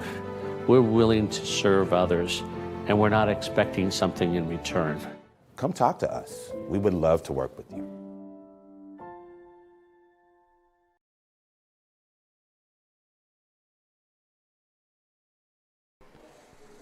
Welcome back, everybody. Getting ready for this extra point opportunity, 2-point conversion, I should say, for Brebeuf Jesuit off of another 20-yard touchdown pass from Drake Hagerman to Brendan Petrie. Petrie, that was a 6th touchdown reception of the year. And Cookerly looking to throw. Back in zone, intercepted.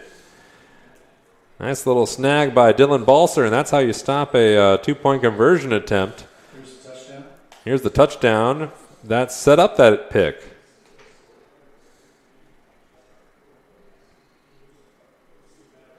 You just see the safety completely. Actually, the safety looked like he had a decision to make. He went with the man heading towards the outside and left Petrie going wide open over the middle and goes in for the touchdown. And Brebeuf goes back to a 2-score lead.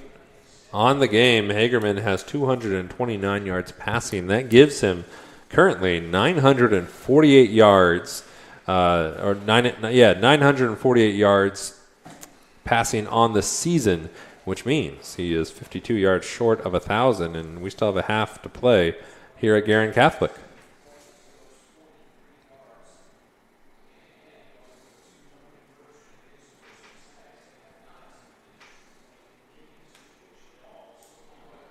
Here at Indiana SRN, we're really happy to have a good connection with IPSathletics.tv. You can see lots of IPS athletics, and we have one going on right now on a different channel, but we're looking forward to continuing that partnership and to have you alongside. If you'd like to check that out, IPSathletics.tv, and you can check that out also on Indiana SRN's app, which you can download at the App Store or anywhere else apps are found. Just under 90 seconds to go here in the first half. Will be returnable for Elijah Edwards. Come on. Very returnable. He gets to the 35. Still got 2 timeouts here, and Miller's looked fairly comfortable in the pocket most of the night. I think that you go ahead and take a shot here. Otherwise, you're going in down 2 scores to a Brebeuf team that has shown pretty good offense. So potential with the 3 touchdowns so far through the air. You can promo the Titus halftime show. Coming up at the Titus Bakery at Reynolds, halftime show with Trevor Brooks. He will take you around Indiana with some scores going on, and we look forward to hearing about what's going on elsewhere in the area. A lot of big games, and here's a handoff to Jagger Albert. He fights forward to the 40. But, folks, Trevor, did you know that Indiana SRN streams more than 300 games a year, and that reach millions of people? You can watch it all over the world. If you would like to help us put kids first by advertising on Indiana SRN, contact Coach at indianasrn.org. And that play did not go much of anywhere for Jagger Albert and Guerin Catholic. No, that just looked uncomfortable. A little timeout on the field. We're going to keep it here. So coming up at the Titus Bakery at Reynolds halftime show. Trevor, what games are you looking at? Let's give a little tease to the fine folks at home. Well, we've got to look at the Fishers Tigers game versus their number 1 rival, Hampton Southeastern. That's a big one. The Mudsock football game this year. Let's see. We've got a couple other things going on with Ben Davis and Center Grove, which should be a intriguing game. We'll go ahead and let's see what else I can conjure up here. Man, Zionsville's hosting Franklin Central. Brownsburg Avon tonight. Ooh. Carmel hosting Pike. Pike is the beneficiary of a transfer. Brebeuf Jesuit, their star running back, all-conference running back last year, Isaiah Martin, is playing for the Red Devils this year, having a pretty decent year. Also having a pretty decent evening. Brebeuf Jesuit, total yardage 322 to 134 for Guerin Catholic.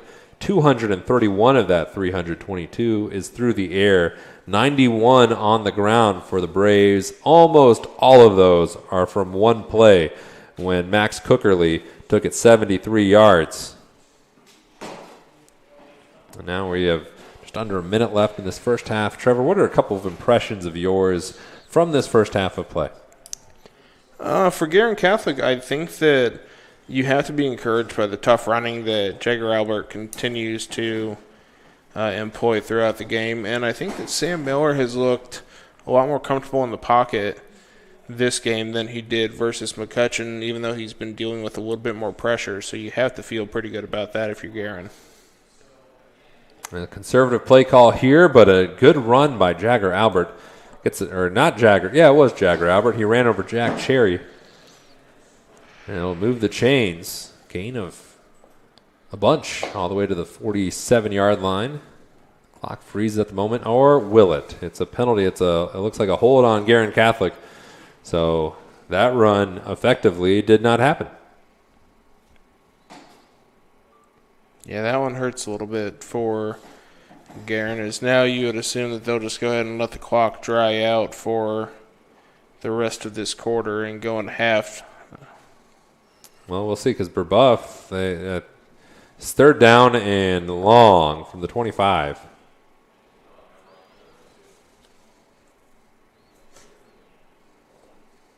Miller under center. Getting clarification from Tom Dilley on the sideline. Dewey. Donnie outdated by a couple years now.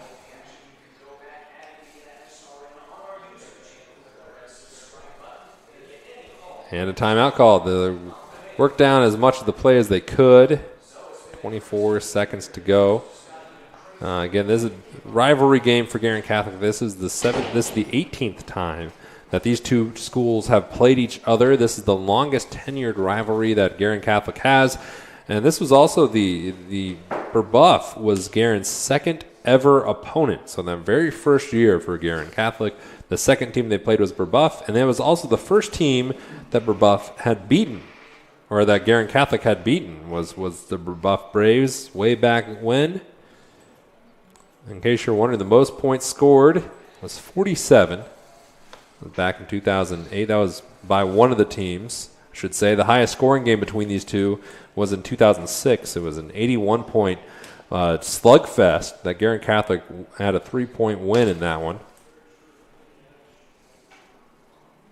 At at the half, we're going to do a live look into addicts and manual. Coming up at halftime, we're going to have a live look-in for a little peek at the Addicts and Manual game that you could follow along on the Indiana SRN app while you watch that one. But we'll give you a little peek here.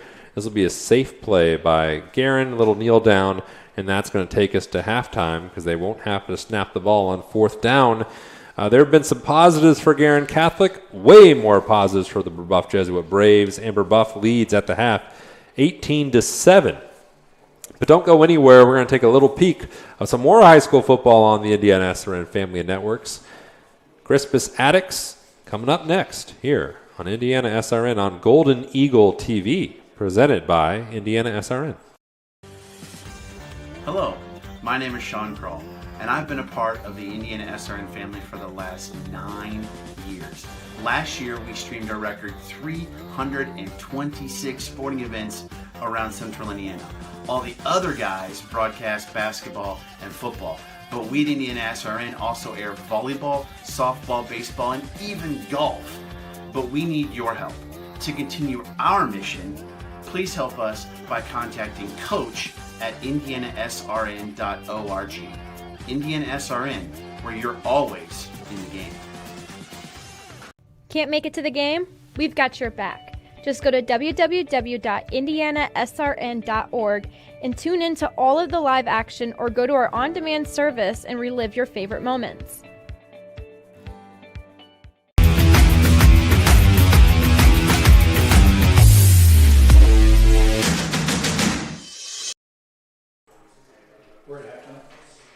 And here we go at halftime during the Guerin Catholic Golden Eagles versus the Brebeuf Jesuit Braves game. Brebeuf is currently leading 18-7 over the Guerin Catholic Golden Eagles. We're going to go ahead and take a little peek into the Crispus Addicts versus Manual game. Addicts is currently leading 24-18 with a little under 2.5 minutes now going in the third quarter. So it looks like Crispus Addicts now is currently driving. Addicts is again taking their time here, like you said there.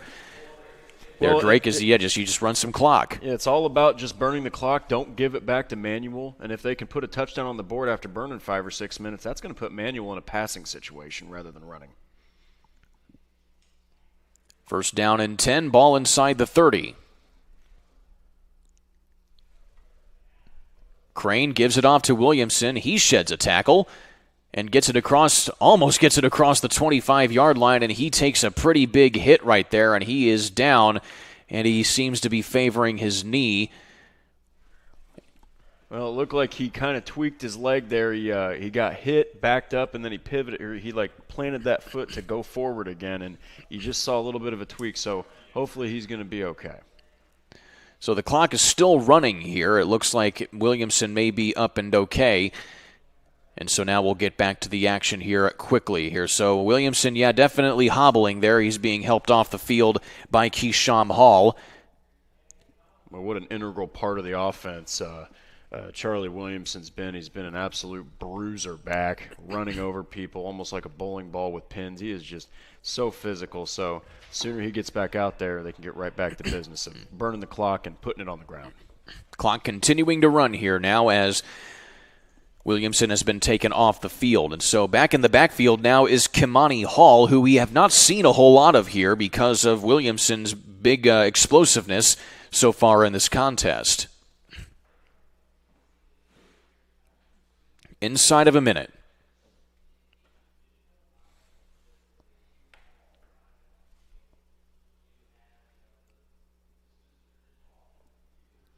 Snap is to Crane. Turns it to the outside and tries to turn the corner, but is met right. Okay.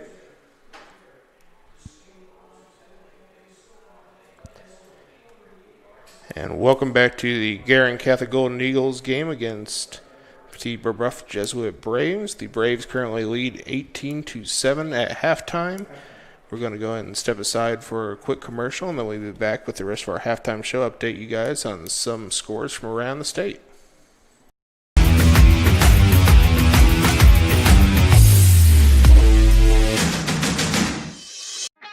Piper Group Warehouse has a strong commitment to their clients as their logistics provider. If you would like to discover how you can improve your service levels while lowering your overall cost, Piper Logistics Group can help. Call Greg Piper today at 317-396-3916. Piper Logistics Group. Your home and office make up a big part of your world. Sometimes trying to manage it all on your own can make you feel like you have the weight of the world on your shoulders. And when the weight of the world is on your shoulders, you need a strong back or two to come to your rescue and haul your stress away. You need the College Hunks. Whether it's time to clear some space for new memories, to reinvent the room around you, or to simply pack up and move into a fresh new beginning, you can count on the Hunks to bear your burden so you don't have to. Let us move you today. Life comes at you fast, so it's important to have some help along the way. Ah, my favorite patient.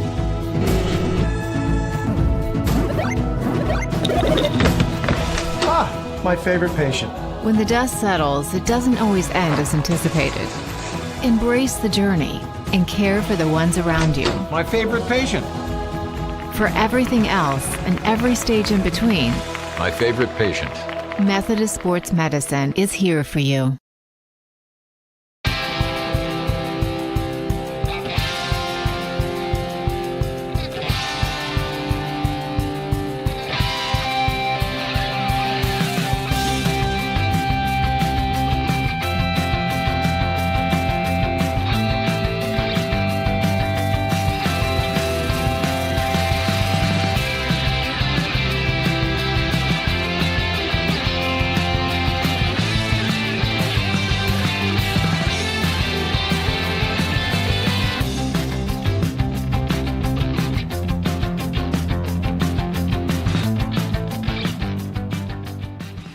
I'm Mary. Welcome to Guerin Catholic High School. Many people believe that we're just like any other school, but I'm here today to show you that we're not. At Guerin Catholic, we are family. Now I know that sounds crazy, right? How can a school be like a family?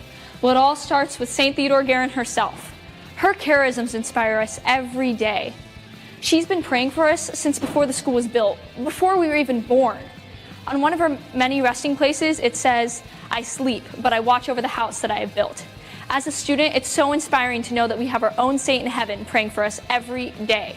But if you really want to understand what Guerin Catholic's all about, there's a lot more you need to know about us, starting with who we are.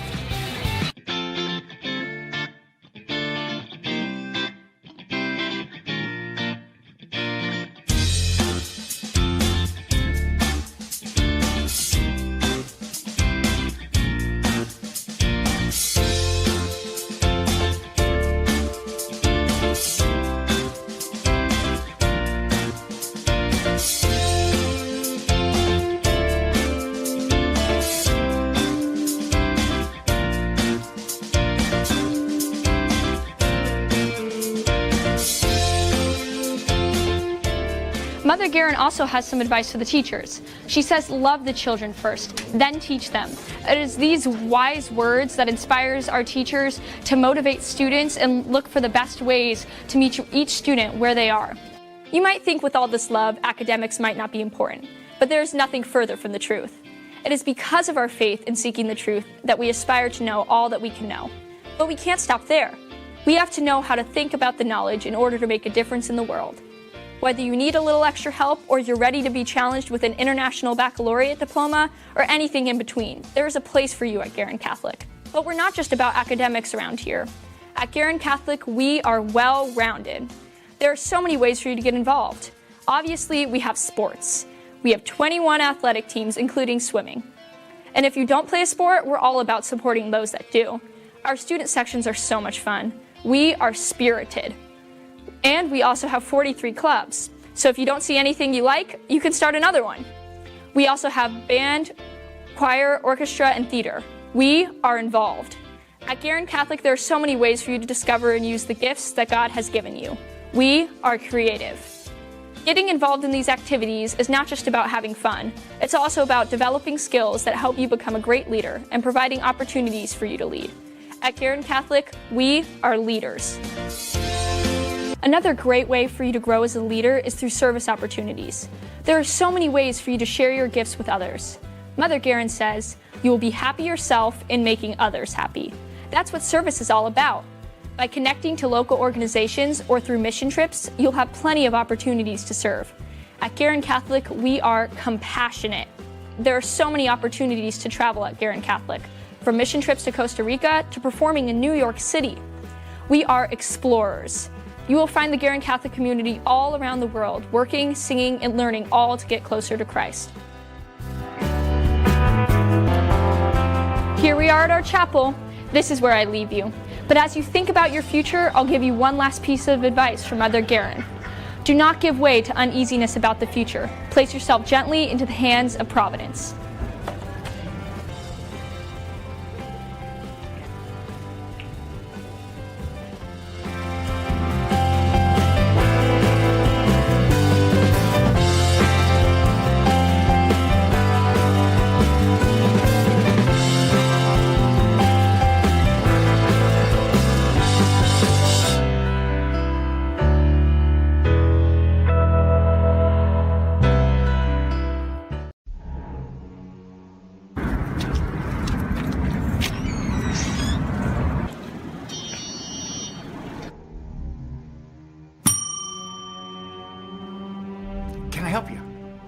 Yeah, I'd like to order a hamburger, fries, salt, maybe a large vanilla shake. Yeah. This is a trophy shop, can't you tell? You got a counter right here. Isn't this where you place the orders? We sell trophies, we sell plaques, we do embroidery. No food. You got carry out? Unlike the internet, everything that you need we have here at the shop. Very unique. You order today, carry out tonight. That's our version of carry out. All right, I'll take one of everything. Well, that may take a little longer. We'll have it for you tomorrow night. You know, Jim, I'll be back tomorrow to pick it all up. We'll wait for you. Don't wait long. Parents, do you like free food? Hike it on over to Prodigy Burger and Bar, where Monday is family night and kids eat free. Every day you can find daily specials featuring craft burgers, tacos, wings, and more. Prodigy is now playing the NFL Sunday Ticket on more than 25 TVs, so you won't miss a second of your favorite teams. Prodigy also caters, hosts private events, as well as dine and donates. Celebrate your school spirit with us at Prodigy Burger and Bar. More than just burgers, located in Clay Terrace in Carmel.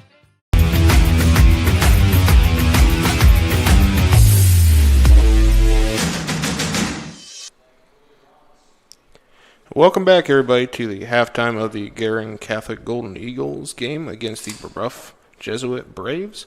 Brebeuf currently leading 18-7 over Guerin Catholic at the half. Got some halftime scores for you from around the state. I'm going to start up with the Hoosier Crossroads Conference. Hamilton Southeastern currently leading the Fishers Tigers 21-9 in the third quarter. We've got the Brownsburg Bulldogs over the Avon Orioles 26-14. Zionsville leading Franklin Central 21-0. Westfield Shamrocks 21-3 over the Noblesville Millers. Going to go around a few other parts of the state. Lawrenceburg currently leading Greensburg 42-7. Center Grove 35-6 over Ben Davis, as Ben Davis avoids being shut out, but still Center Grove showing a little bit of muscle there. Beech Grove currently leads Cecina 17-14. Cathedral over Chittard, another parochial battle, 25-7. The Irish currently lead. Mount Vernon currently leading New Palestine 28-14, about to potentially end a, I believe, 65-game winning streak by New Palestine. Into the MIC. Warren Central currently leading Lawrence Central 30-0, and North Central up 21-7 over Lawrence North. Here's a live look-in of Heritage Christian and Eastern Hancock going on. That score is not close.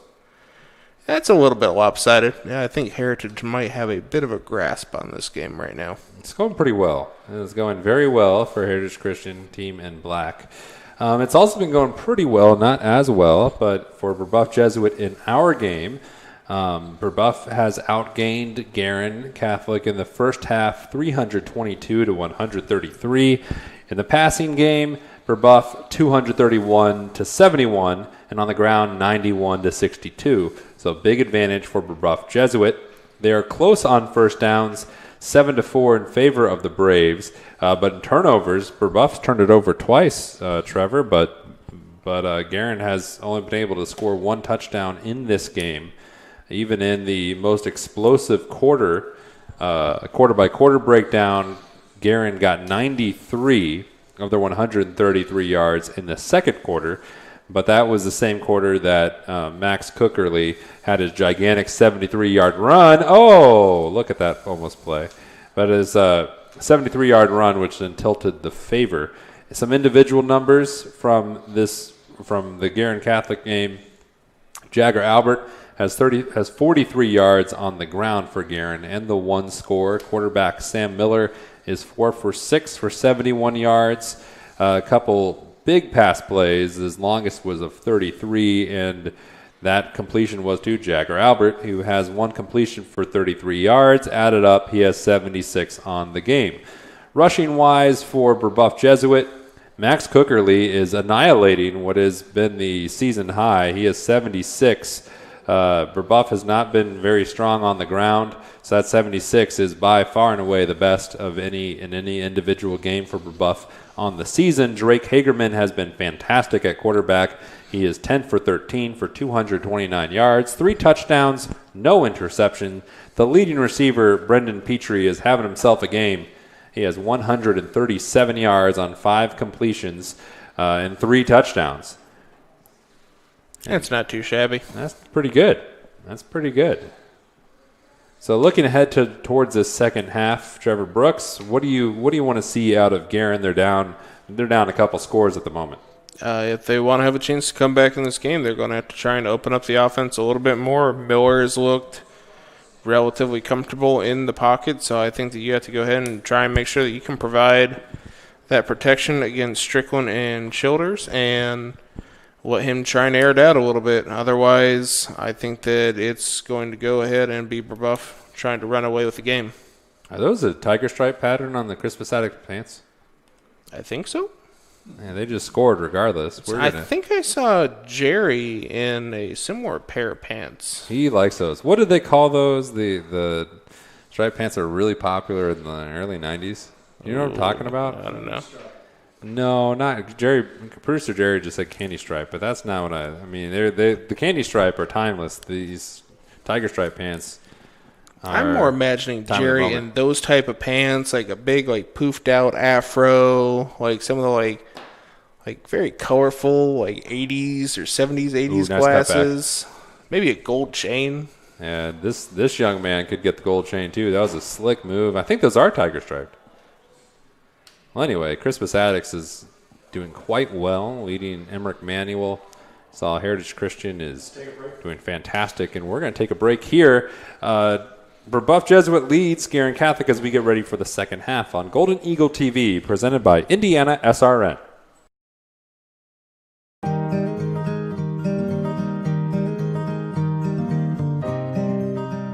Faith in a company is extremely important, and Johnson Mello puts their money where their mouth is. In the past several years, we've, as a company, had tithed in which is pretty unheard of. Things from donating equipment to churches, helping non-for-profits, helping wounded warriors, working with the Catholic community, the churches, a lot of people that may be even struggling that help daycares, help children come into this industry. So we do a lot of donations back to the community, but also our workers and our team also helps in those projects.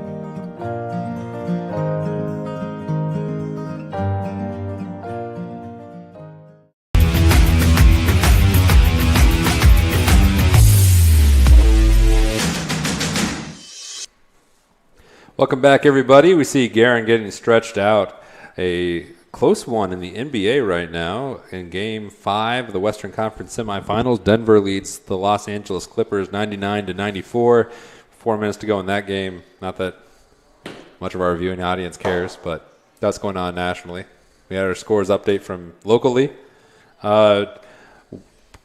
getting ready for this one, there's our score in this outing. Brebeuf, what has been, let's change up the conversation. Trevor Brooks, what has been impressive for both teams? What is this first time you got to see Brebeuf this season? What's been jumping out at you? The passing attack has been a lot more accurate so far than what I was expecting. Hagerman has done a phenomenal job of finding his receivers, being patient in the pocket. And for Guerin Catholic, it's again the play of Jager Albert going ahead and trying to find ways to will his team to stay in this game, constantly pushing forward, constantly falling forward to gain extra yards, and just a nice job overall on the rushing attack for them. Yeah, on the season now, including today's passing, Drake Hagerman has improved himself from a 55% passer to a 58% passer, and that's not easy to do, but if you're 10 of 13, that kind of makes it a lot easier. It simplifies things a little bit. It does. It boosts it just a tad. And get ready, Guerin Catholic will return the opening kick of the second half. Looking at the drive charts, both teams had 5 drives. The most impressive in just, I don't know the right word, just methodical efficiency, ruthless efficiency would be Guerin Catholic's 19-play, 85-yard drive. But Brebeuf had a couple 95-yarders, which was quite impressive. Their second drive and their fifth drive both went over 90 yards. And we're back underway. Second half action here in Indiana SRN on Golden Eagle TV at Indiana SRN, and a flag. Yeah, I think that ball crossed out of bounds before getting to the pylon, so it's going to go ahead and be a penalty for kicking out of bounds off the kickoff, and that'll go ahead and allow for a little bit better field position. That'll be the 5th penalty of the game on Brebeuf for 50 yards. Guerin Catholic has been flagged 3 times for 25. One of those penalties, it was their shortest one, a legal man downfield. It was a 5-yard penalty in the scoring book, but that, as you remember way back, it was Brebeuf led 6-0, and that erased what would have been a very direct scoring opportunity for Guerin Catholic, because it was a huge play to Max McGreal. And so even though Guerin has committed less penalties, that did directly take points off the board. Can't say the same for Brebeuf, and now Guerin looks to add some on their side of the ledger.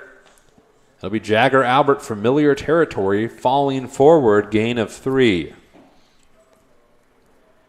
And see, I worry about those play calls. I don't think that's going to be what helps get you back in the game, just trying to dive forward on halfback dives for 3-4 yards on a cloud of dust.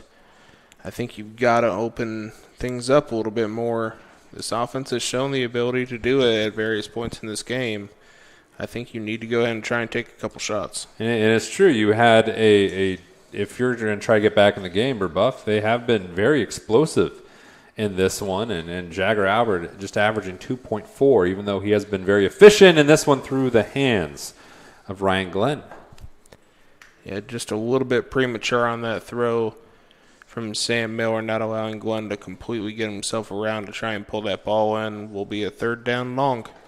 Never miss a game of Indiana SRN's coverage, and watch those games as many times as you like. Go to our YouTube channel, YouTube page, and subscribe now. Get notifications about upcoming events like Guerin Catholic football games, hypothetically speaking. Go to YouTube and then Indiana SRN and click subscribe. 3rd and 7. Miller, oh, look out, Joe Strickland. A combination of Jeremiah Jackson, Joe Strickland, and the rest of that defensive front just collapsing the pocket there. And unfortunately, Miller made the poor decision to go ahead and try and step up in the pocket instead of trying to break outside, and went right into the pressure and took down for a sack. Sam, that is the 2nd game in a row that Sam Miller, who is 5'11", 160, has been sacked by a Division I recruit. McCutcheon had one on their offensive line, and he laid the thunder. Oh, no, this gets by the punter. Glenn's in huge trouble. Now he tries to turn, make something out of it, and Brebeuf is going to have fantastic field position. A terrible situation gets worse for Guerin Catholic, and now Brebeuf looks to add. Yeah, it's big-time danger here of this game falling out of control for Guerin Catholic. Their defense has got to try and put up a stop here after the muffed punt. And that was in the scorebook, a 4-play negative 21-yard drive for Guerin Catholic. Went straight backwards. And now Drake Hagerman, who has 3 touchdowns already on the game, could get his 10th, and they don't have very far to go. Brendan Petrie, who has 3 touchdowns reception, is in the near side slot, number 14. Matt Paul is towards his left, and this will be pitch out to Cookerly. He cuts back, fights forward, and he's close to 80 yards on the night on just 3 carries.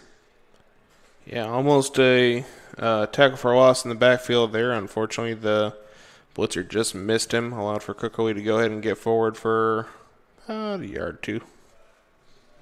Second down.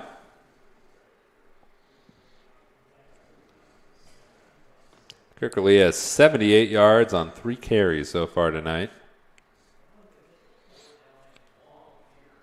The pass is going to be left. Be ready, Chase. Hagerman looks for Petrie. Nice grab inside the 5. Brendan Petrie is having a phenomenal game. That was his 6th catch of the evening.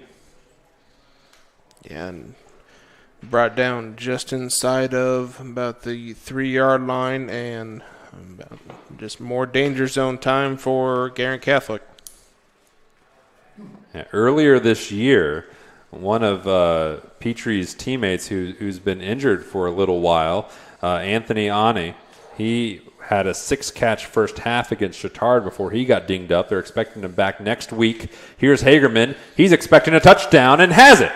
The 4th touchdown of the game for Brebeuf. Guerin looked towards the referee, but the Brebeuf Braves are able to celebrate in the end zone 24-7. Yeah, nobody was there to keep an eye on Hagerman coming out of the backfield and able to just go ahead and scamper right off to the right side for an easy touchdown and to put Brebeuf up by 3 scores. And Hagerman, that is the first rushing touchdown, not only for him of the season, but for Brebeuf. And now they'll try the extra point again. Ryan Kirsteff, the full-time soccer player who entered the game perfect on point after attempts, will now try to get himself back to 500 on the evening. And does so. It's 25-7 on Golden Eagle TV, presented by Indiana SRN. Your home and office make up a big part of your world. Sometimes trying to manage it all on your own can make you feel like you have the weight of the world on your shoulders. And when the weight of the world is on your shoulders, you need a strong back or two to come to your rescue and haul your stress away. You need the College Hunks. Whether it's time to clear some space for new memories, to reinvent the room around you, or to simply pack up and move into a fresh new beginning, you can count on the Hunks to bear your burden so you don't have to. Let us move you today. Can't make it to the game? We've got your back. Just go to www.indianasrn.org and tune in to all of the live action, or go to our on-demand service and relive your favorite moments.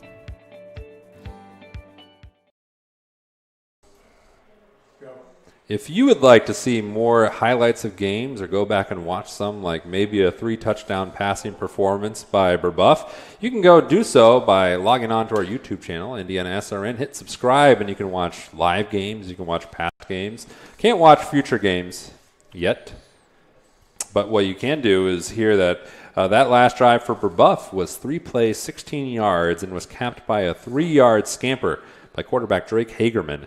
And now the work has been cut out for Guerin Catholic. The Brebeuf offense has been fantastic for the better part of this game. They need scores. They need them quick. And this one, almost mishandled by Nickel, almost stepped on the out-of-bounds line, stays in bounds, and gets it over to about the 27-yard line. I don't know how he avoided stepping out of bounds there, but nice job going ahead and gathering himself and getting up for a little bit of decent field position. So this will be interesting to see. Last game, when Miller took a huge sack last game, and afterwards is a little bit shakier. We'll see how he handles this one after the sack from Joe Strickland and 3 other Brebeuf Braves. But Strickland out for looking for more. That was his second sack of the year on the end of last drive, and in 4 games, he is the sack leader for Brebeuf here early. Still, well, I guess getting close to midway through the football season. Hand off to Jagger Albert. More than 3 yards in a cloud of dust, say 4 or 5. But those long, deliberate drives from Guerin Catholic, it's going to be tough to carve into this 4-score lead at the moment. Yeah, you can depend on Albert to go ahead and fall forward for those extra yards, but still you're only moving at a pace of about 5 yards every 30, 40 seconds or so. And eventually that's going to eat up the clock and keep you from really having a chance to get back into this game. I still think they need to try at least balance it out. That was a gain of 6 for Jagger Albert. Here's Edwards in motion. Miller. Oh, Strickland's got him lined up, and he led him into a sack. Strickland didn't get the sack, but the author of that one, mopping it up, was Logan Petrie, Brendan's younger brother. Yeah, nice job getting there. Good job by Miller to go ahead and duck the first defenseman, getting past Strickland. But as you mentioned, Petrie able to go ahead and finish up the dirty work there. And now we're at 3rd and long and ticking under 8 minutes in this third quarter. The last 2 sacks against Sam Miller have resulted in a loss of 13. All those stats brought to you courtesy of Titus Bakery at Reynolds. 3rd and 11. Quick out. Look out! And it's incomplete to Will Dapp. Had Max McGreal lined up from forever away like blood in the water. And now Guerin Catholic in a very tenuous position. Yeah, he just set McGreal up to take a licking there and not able to hold on to the pass, so it would have been for negligible gain at best. And now we're going to have Guerin Catholic punt here. The last time this did not go well. We'll see if the snap can be more clean from McGreal back to Glenn. It is cleaner. And this one, driven by Glenn. It's going to check up, though, and stop at the 49-yard line. So excellent field position for Brebeuf, looking to add to their lead. It's already 4 possessions. If you're Guerin Catholic's defense, there's no question. There's no more room for error, Trevor. No, you have to come up with a stop. Otherwise, at that point, you're looking at 24, 25-point deficit. So you're looking at 3 scores and 2 2-point conversions or into the 4-score territory. And by that point, I'm not sure your offense has it in it. They have to find some sort of way to get the ball back. And just a 3-score deficit at the moment. Not impossible, not great. And Cookerly is going to fall forward after a little tango with with Dylan Balser. The Guerin Catholic defense, Alex Ternay was involved. Gain of 2, it looks like, for Cookerly, who has been the feature back by default. He's now at 80 for the game, and 73 of those came on 1 play, which in that play might have been the pivotal one of this game because Guerin had Brebeuf backed all the way up, and then Cookerly on that 73-yard scamper blew the game wide open. Hagerman pulls it down, has a completion, and splits by a defender before getting his knees taken out with Sully Meyer. Adam Novlin saved a touchdown, but the Brebeuf Jesuit Braves are looking pretty good at the moment. Yeah, great field vision there by Hagerman, waiting until Sully. That's a great name. It sounds like a shrimp boat captain, Sully. Yeah. Do you like that? I think that's pretty clever. I like that. And Sully, an underutilized name, underutilized target, but he has a gain of 20 on the 15th pass attempt of the game for Drake Hagerman. Here's the 16th. This one just out of the reach of Braden Sanders. Yeah, just a little bit quick on that throw by Hagerman. Falls hopelessly incomplete. Down 2nd and 10.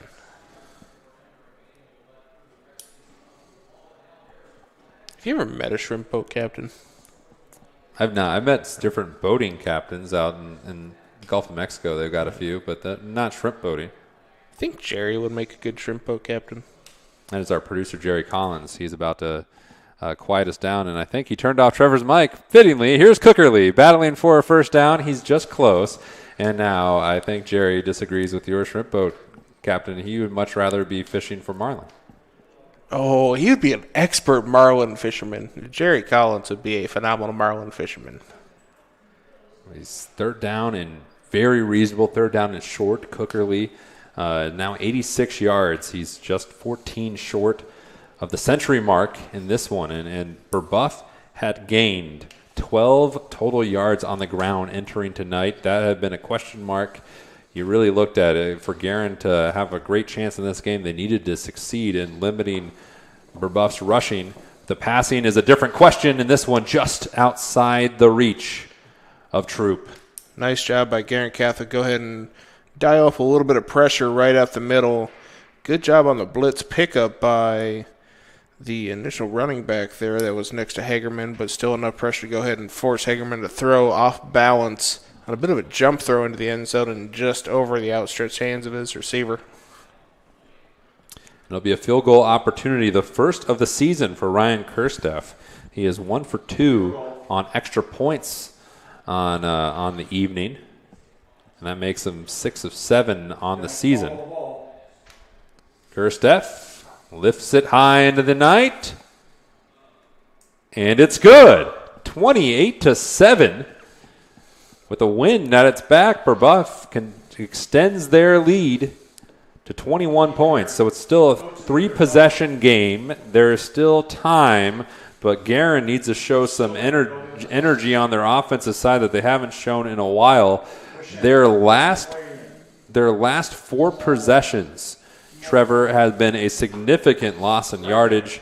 The last really emphatic drive that Guerin had was the 19-play 85-yarder that ended up in a touchdown.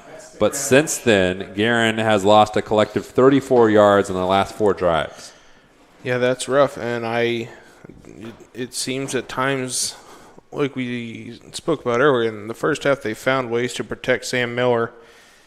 He's been under a little bit more duress on his pass attempts here, and there hasn't been that same running room for Jagger Albert. They have to find a way to get something to give, otherwise they're coming on time for where there's not going to be a chance for a comeback.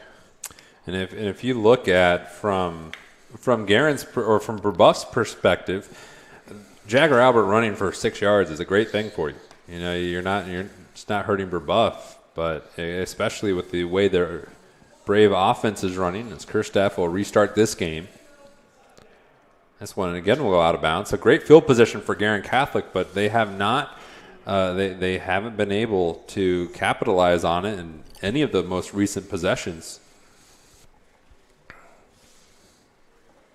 Yeah, we'll see if they come out with a bit more of an aggressive approach, or if it comes back to Jagger Albert, and then hope that we can go ahead and get a passing play to go.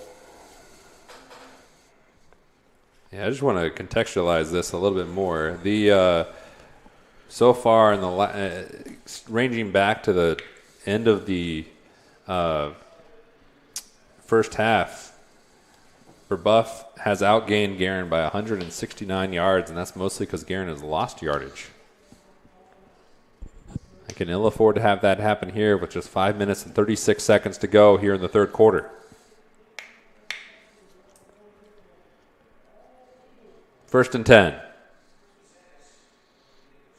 They run into each other. Miller takes a tumble, and Hall rages forward, a strong gain on the dive play of about 8.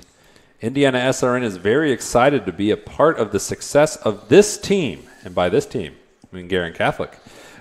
As we prepare for the next school year and later in the school year coming up in future seasons, like in the winter and the spring, we humbly ask you to consider supporting us. Every donation, big or small, gets us one step closer to putting another kid on TV for grandma who lives out of state. So please consider contributing. We see this will be a third down coming up.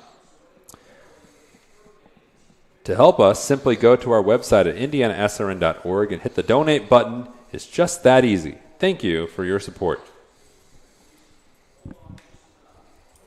Third and short. You can see it right there. They need, what is that, 7 inches? About a third of a yard. Something like that. The tailback is Jagger Albert. Brebeuf fills the box. They get a good push. And Albert pierces through.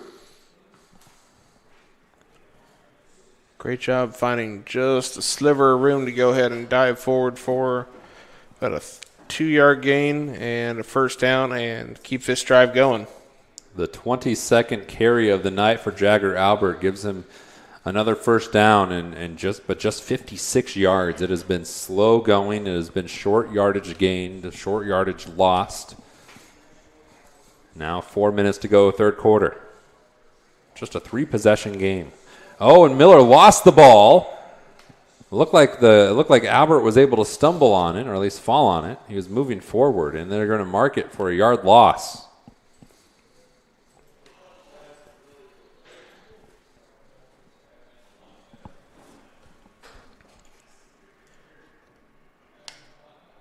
Second down and 11 upcoming. You got to air it out here, right? You would think. There's Ryan Glenn is top of the screen. Edwards is in the slot, still I formation behind Miller.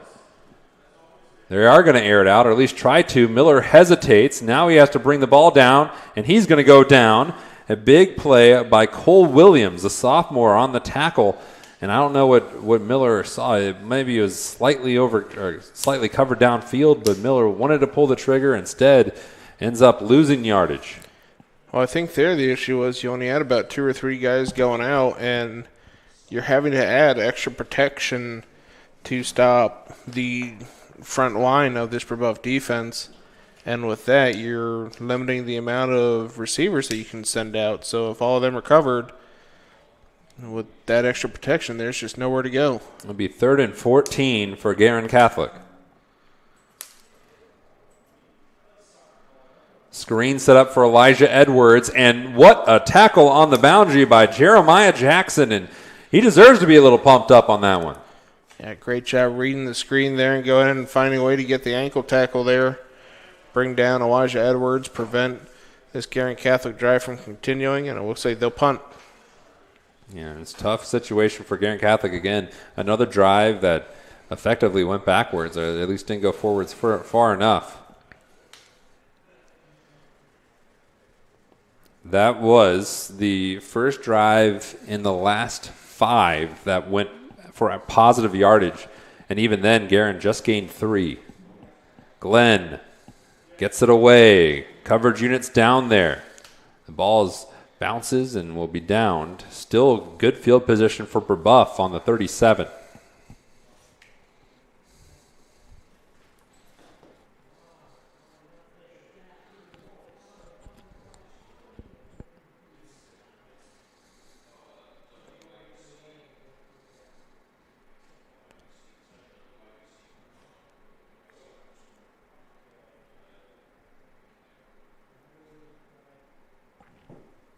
That will come Drake Hagerman yet again. 12 of 17 for 262 yards on this evening, where he's looked ever so impressive. Quick hitter and almost picked off by Max Nickel. That would have been a huge play for this Guerin defense. Yeah, great job by Nickel to go ahead and read that play and jump the gun on it. Just a little bit short of picking that one off, and see if that makes Hagerman a little bit more hesitant on those throws. Hagerman has been a tad bit turnover prone here in the early going of this, in the first 3 games of this season. He has thrown 3 interceptions. He has not thrown one tonight, though. That's really the first really errant throw that he's thrown this evening. Hagerman will pitch this one out. Cooker Lee, and a flag comes in just behind him. You could see it there on the field.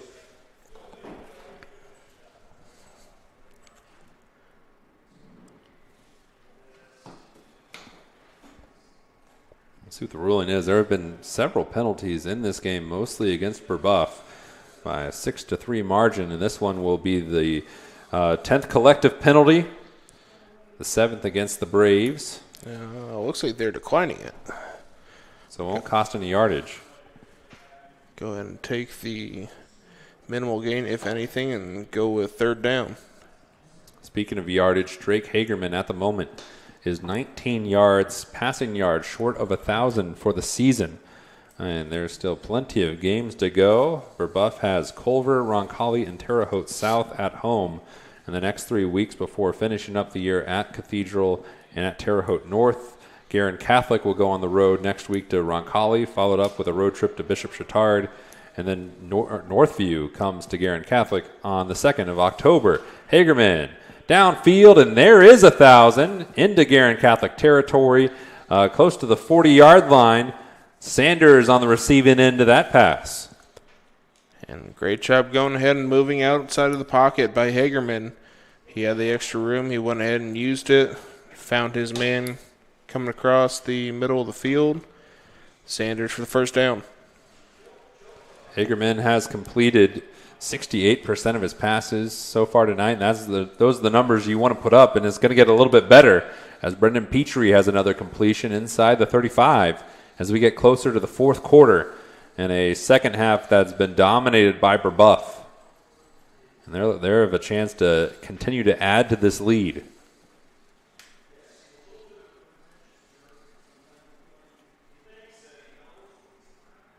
I'm waiting for them to just stick primarily to the ground game, but it doesn't seem like they want to give up any of this air attack.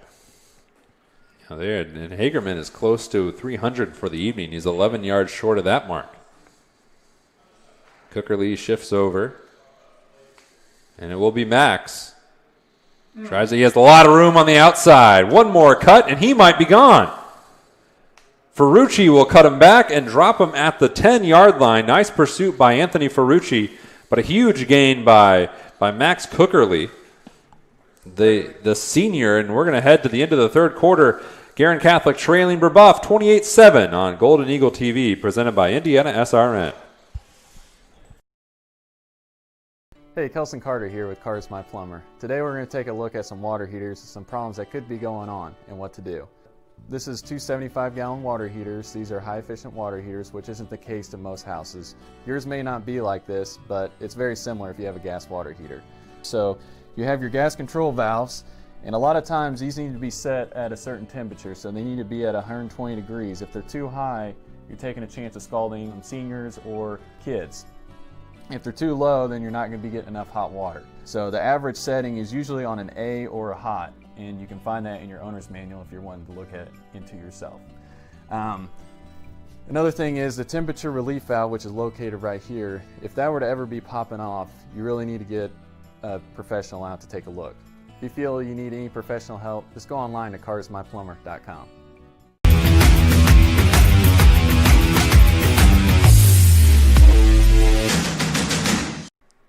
Welcome back, everybody. Heading into the fourth quarter, Brebeuf driving against this Guerin Catholic defense. Some impressive numbers have been put up by the Brebeuf Jesuit Braves so far in this one. Quarterback Drake Hagerman is ever so close to 300-yard passing. He has 289. He's 14 of 20. He has 3 touchdowns to go along with many, many huge completions. Max Cookerly is over 100 rushing for Brebeuf, and this has they entered with 12 yards rushing on the season. If you add in just Cookerly's contribution, now they're at 123 yards on the season. And then Brendan Petrie has 7 catches for 157 yards and 3 touchdowns. And it was a fresh set of downs. Brebeuf on the attack. Little pop pass, just a little shovel pass, rather, to Troop, and that went nowhere. Yeah, that play was sniffed out pretty well. Nice job by the Guerin defense. Go ahead and try and stifle him here. Loss of 4 on the play. One of the rare negative plays for Brebeuf in this game.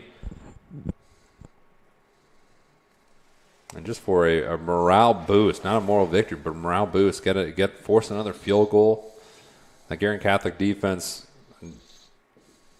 let McCutcheon score once, but they held up very tightly on this end of the field late in that game. And Hagerman looks towards the end zone and intercepted. Danny Rode, who has been a thief of sorts in his high school career at Guerin Catholic, gets his 6th career interception, and now maybe it's still just 3 possessions, even though it feels much bigger. And then let's take another peek at that one, Trevor.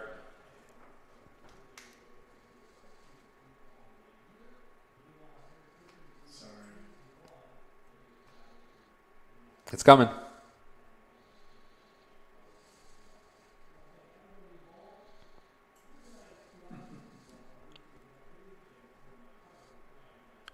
Yeah, plenty of time in the pocket, really, for Hagerman. He just went ahead and he threw it into double coverage over in the corner, and there just wasn't anything to go there.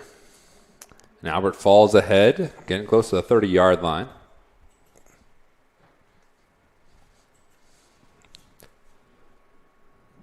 Second down for Guerin Catholic. Gain of about 4 or so. Correction, gain of 7.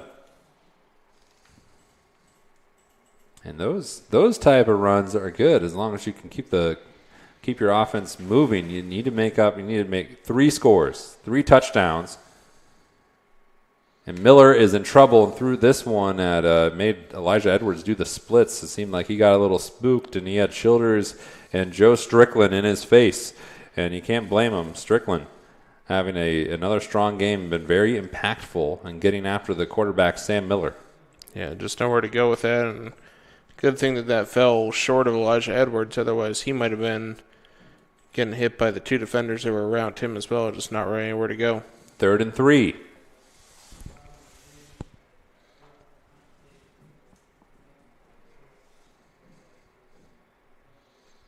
They're going to be short. I don't think they gained anything.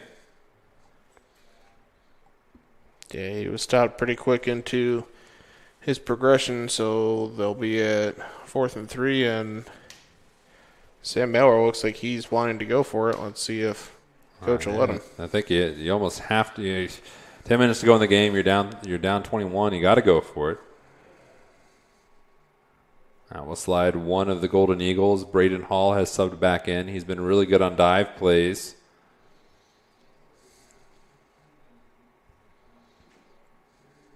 Miller under center. A little confusion, but a good run by Max Nickel.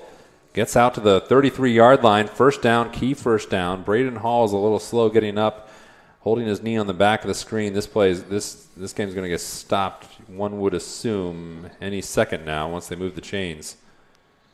As a first down for Guerin Catholic. There you see Brebeuf heading to their sideline. Guerin headed to theirs.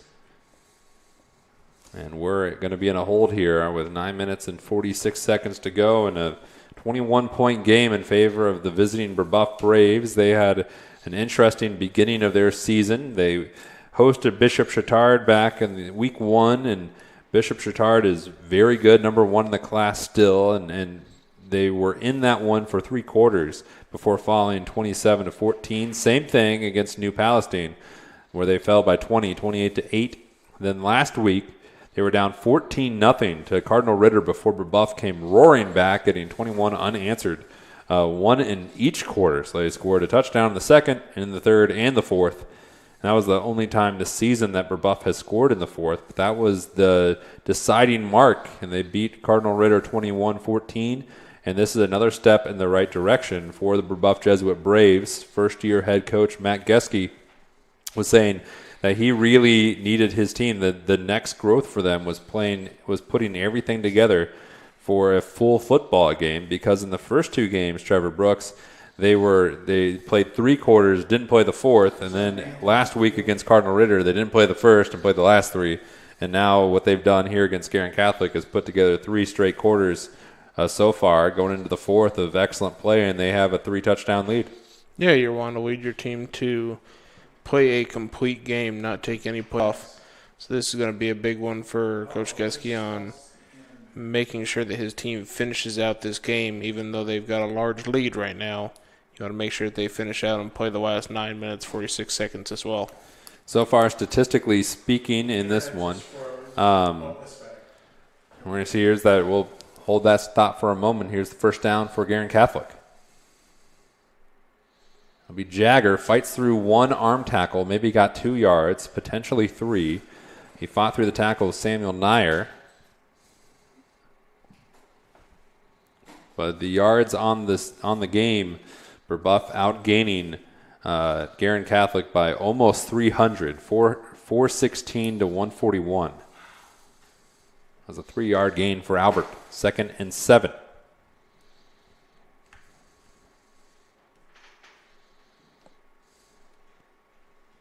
Miller will throw, completes it, and a strong tackle by the wrestler Nolan Buckman, number 11 in white, but it's a big first down for Elijah Edwards and Guerin Catholic, and we're inside now 9 minutes to play as the clock freezes while the change reset. It looked like this.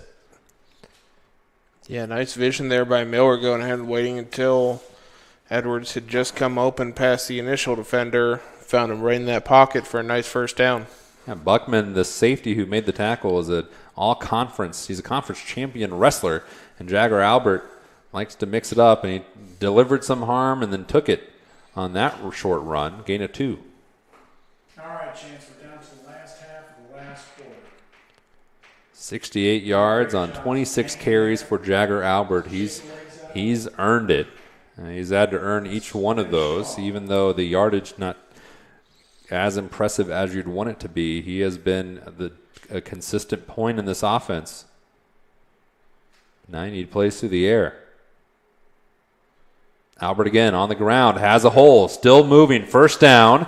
And just as I say, it suggests they need to throw. There's a first down on the ground. And another nice job of going ahead and fighting through that initial contact. His yards after contact had to be pretty impressive for this game, as all he does is just keep chugging along, keeps his feet underneath him, and just keeps grinding. That is the second run of the game for 11 yards for Jagger Albert. His 4th carry also went for 11. Most of them have been in the single digits. Those are his longest runs of the game, kind of like this one. Had to fight for every inch, and you can see there's some running backs. That's just how they're wired. They're just going to keep those legs turning. Yeah, this poor kid just keeps taking a beating, but he keeps going no matter what. It's pretty impressive to watch his determination to continue and try and lead this team to additional yardage and just be a leader out there. Albert has picked up 3 of Guerin Catholic's 8 first downs in this game as we come closer to 7 minutes to play. Guerin needs 36 yards for a score, and this one is deflected out of the hands of freshman Jack Cherry. Before the year, there are several key freshmen that head coach Tom Dilley is really looking forward to seeing their development. Jack Cherry is one of them. And in case you were wondering, if you happen to miss a game, any of our games, including this one, if you miss the game everyone's talking about, subscribe to our channel on YouTube and never miss that game or any game ever again. You can log in pregame notifications, Indiana SRN. We're always in the game. 3rd and 9. Miller chased, heaves it, has a man, a little high throw, but it's a completion to Elijah Edwards, his 2nd straight completion when it's been thrown to him. And Edwards now has 4 catches, I believe. We'll have the yards. 4 catches, 32 yards, and it looked like this. Yeah, nice job by the offensive line, just providing Miller with just enough time to roll out to get that ball out to Edwards, and a great job pulling that in. Here's Albert trying the left side. He had hopping on for a piggyback ride was Cole Williams.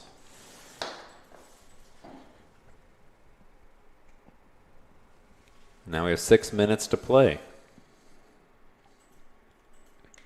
Yeah, unfortunately, this is the issue with Guerin trying to institute a full comeback, is that they're just having to try and drive methodically, and you need some sort of big play somewhere to go ahead and really push the limits on it. This one will not be that.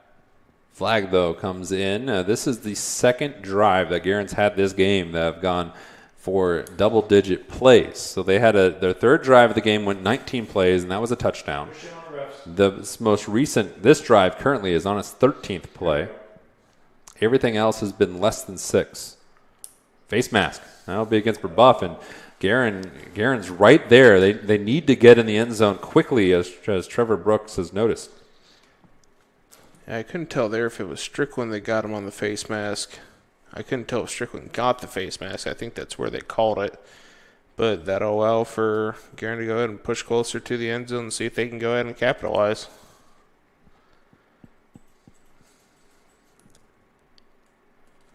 Just a 6-yard penalty is how it's going to net out.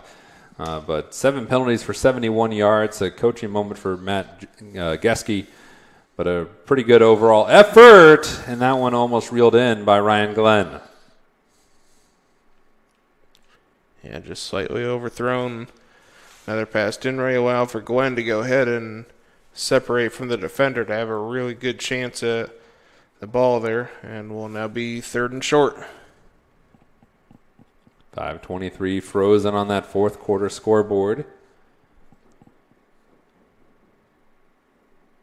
3rd and 3. Miller hands it off to Albert.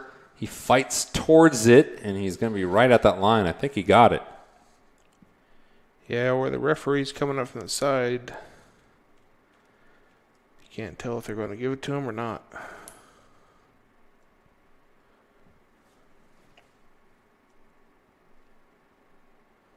Measure. And they're going to measure, and so far on the game, Guerin is at exactly 100 yards passing, and currently, we'll see what this official measurement is, but 87 yards on the ground, which is an improvement in both from week 1. We'll see where the measuring stick is. Oh, that's close, but it's a first down for Guerin Catholic. And the drive continues for the Golden Eagles. And the methodical drive continues.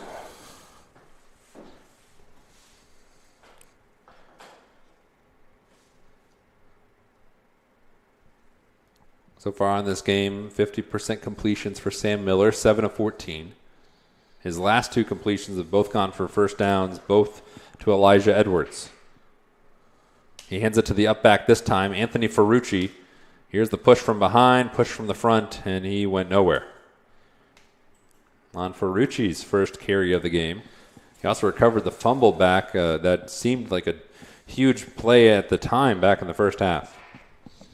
Yeah, left side of the defensive line just gobbled him up there and didn't have anywhere to go. We'll see if they look for Edwards again here in the air. He's in the slot on the top of your screen, number 5.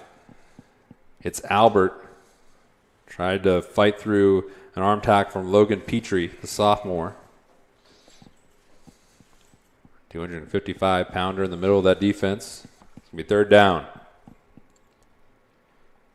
Looks like we've got about 6 yards to go.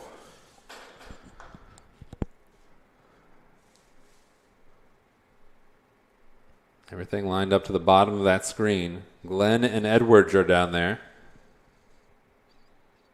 McGreal, the tight end on the right side. And this is no chance.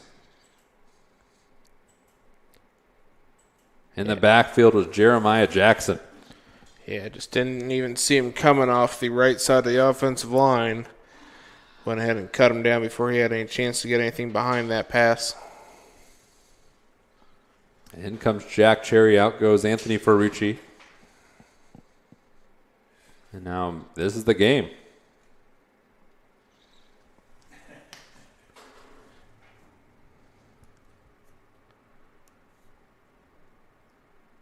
Miller in the gun. He has Albert with him. It's a pass now. You ready for the pass? Moving the pocket on the run. Throws end zone. Incomplete. No flags thrown. And it'll be a turnover on downs. It was a second trip that Guerin Catholic has had into the red zone in this game. And it will come up empty this time. And Brebeuf just needs to salt away 3 minutes and 51 seconds. Yeah, good idea there. Unfortunately, just a little bit too much traffic to try and pass through there from Miller. Edwards almost had a chance of making a nice catch, but falls incomplete, and assuming that Brebeuf is just going to go ahead and finally just run the ball out. What's the cameraman's name? Chance Middleton. 1st and 10. Nice hesitation move by Cookerly.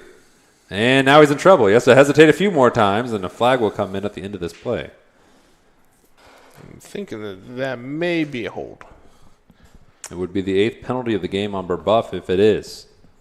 And it's blocking the back. Close enough. Same concept. Yeah, same diff.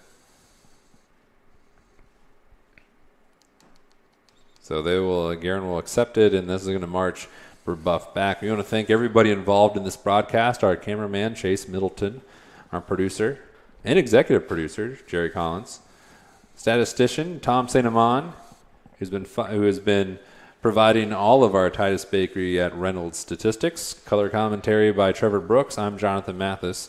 We thank you for joining us on the second game of the Guerin Catholic football season. Next week, we will have the broadcast of Guerin Catholic at Roncalli on the radio before coming back on the webcast with Guerin Catholic at Bishop Chatard to wrap up September. We also have more games coming up for Guerin Catholic. Here's a run in the backfield. Hesitation draw. Oh, nice move by Cookerly. And hold that thought. He's going across the 50. He kind of started to wave his arms and pushed out of bounds. But Max Cookerly, the game of his life. Yeah, this has kind of just come out of nowhere with, I'm not sure what the issue there was with the word nowhere. But, no, nice run. Just going ahead and little misdirection, and he made one cutback and then was off to the races. He stumbled a little bit. But that was a 52-yard run. Cookerly has had runs of 73, 22, and 52. And he has 163 on the night for a team that had 12 total coming in. Nice play up the seam to Sanders. Yeah, this one I'm not sure what the point is of putting the ball back into the air, but it looks like that's part of the game plan still, so. Here it is, just up the little skinny post. Yeah, just nice, easy pitch and catch. Found the hole in the defense and hit it as Hagerman has all night. And now Drake Hagerman has over 300 yards through the air. He's 15 of 22. He's got 300 on just 15 completions, which means he's averaging over about 21 yards per completion. And here's Jackson scampering out of bounds. If Cookerly had that run, he'd still be going. He would have stumbled a couple times, but he would still be going. He'd be on the track right now trying to hop the fence. God, he would be. I'm pretty sure he is what Chris Berman envisions as a perfect running back. Rumbling, bumbling, stumbling, just all over the field. Gain of 50. Yeah, but coming up on Indiana SRN, we have more football tomorrow. But for Guerin Catholic's program note, and I'll finish that thought after this play. It's incomplete. He lost it in the light. We have girls and boys soccer for the Golden Eagles coming up next week. The ladies play on Monday and Saturday. The gentlemen on Tuesday. Final, Covenant Christian 57, Washington 6. In a close one, Covenant Christian beat Washington 57-6 tonight. They just squeaked that one out. Heritage Christian beat Eastern Hancock 56-21. So a couple humdingers. This has been an evening of blowouts. Yeah, that's just rough. It's a little bit demoralizing. Here's Cookerly. That's not quite 50 yards. He's going to come up about 52 yards short of a 50-yard run on that play. Addicts 30, Manual 18. And then in a much closer one, Crispus Addicts beat Emmerich Manual 30-18. And that's a little rundown of what we had on our network tonight. We thank you for joining us. We got another 2 minutes to play here. 4th down for Brebeuf. Looking for their 5th touchdown. No, they're going to go for the kick. And it'll be Ryan Kirsteff, who is looking for his 2nd field goal of the evening. And his 2nd field goal of the season, too. Field goal. Snap's good, holds good. Kirsteff lifts it into the night, and it is no good. Pushed it right. So we got a $1.44 for Guerin Catholic to carve into this one. And we're going to step away for a moment. on Golden Eagle TV, presented by Indiana SRN. More fixing, more finding, more being original.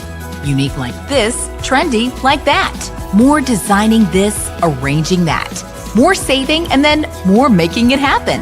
More of your space looking like this, and more of you feeling like that. More excitement, more savings, more furniture, more rugs, more flooring. More affordable luxury from RG Decor.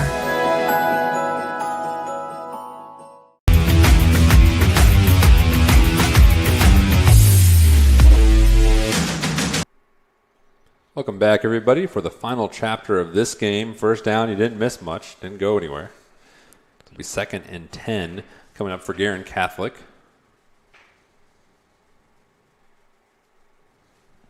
What would you like to see, Trevor, Guerin improve on going from this week to the next with Roncalli coming up? I think a lot of it is just that they have to. That ball's put on the ground. We'll scrum. We'll hold that thought. We'll see who comes up with it. It looked like Albert was quickly in there, and it is indeed. It was backup quarterback Jack McGowan, the sophomore, who was playing quarterback and fell on the ball. I think that they have to get more creative. You saw a couple gadget plays and passes at the very beginning of the game that looked like that we were going to see a bit more creativity in the design of the offense, and then it kind of got stagnant again, and with that you only have 7 points on the board. I think they've got to find a way to go ahead and branch out more so that defenses can't. It'll be a throw for McGowan. Looks downfield, and too much arm hit one of his JV players on the sideline. You don't want them to be able to key in as much on certain aspects of this offense, like Jagger Albert. Grandma's shot. Granted, eventually you're going to stop playing as many high-quality division recruits up on the defensive line. So 17 seconds frozen on this fourth quarter scoreboard. Got a look on everyone who's subbed into the game. We see Adam Novlin is in on that line. Right there. Follow the ball. Oh, they're going to punt. And a punt situation. There, that's fine.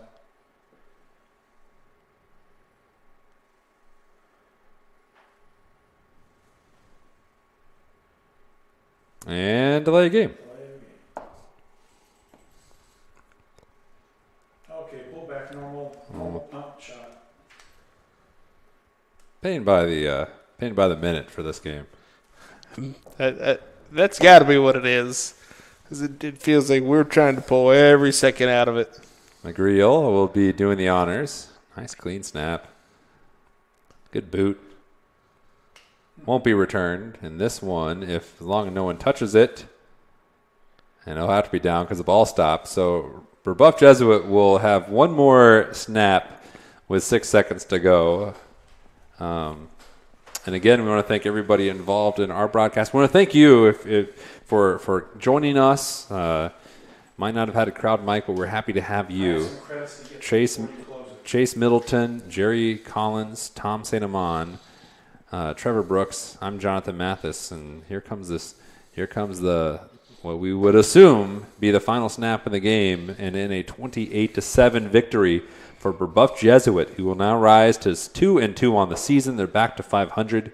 They have a tough schedule later, but this is a big win for Brebeuf, not only against a conference foe, gets them back in the race for that, but Guerin Catholic will fall down to 1-1. Next for Guerin Catholic will be a couple road games at Roncalli and at Bishop Chatard in the next 2 weeks before they come back to the friendly confines and play Northview.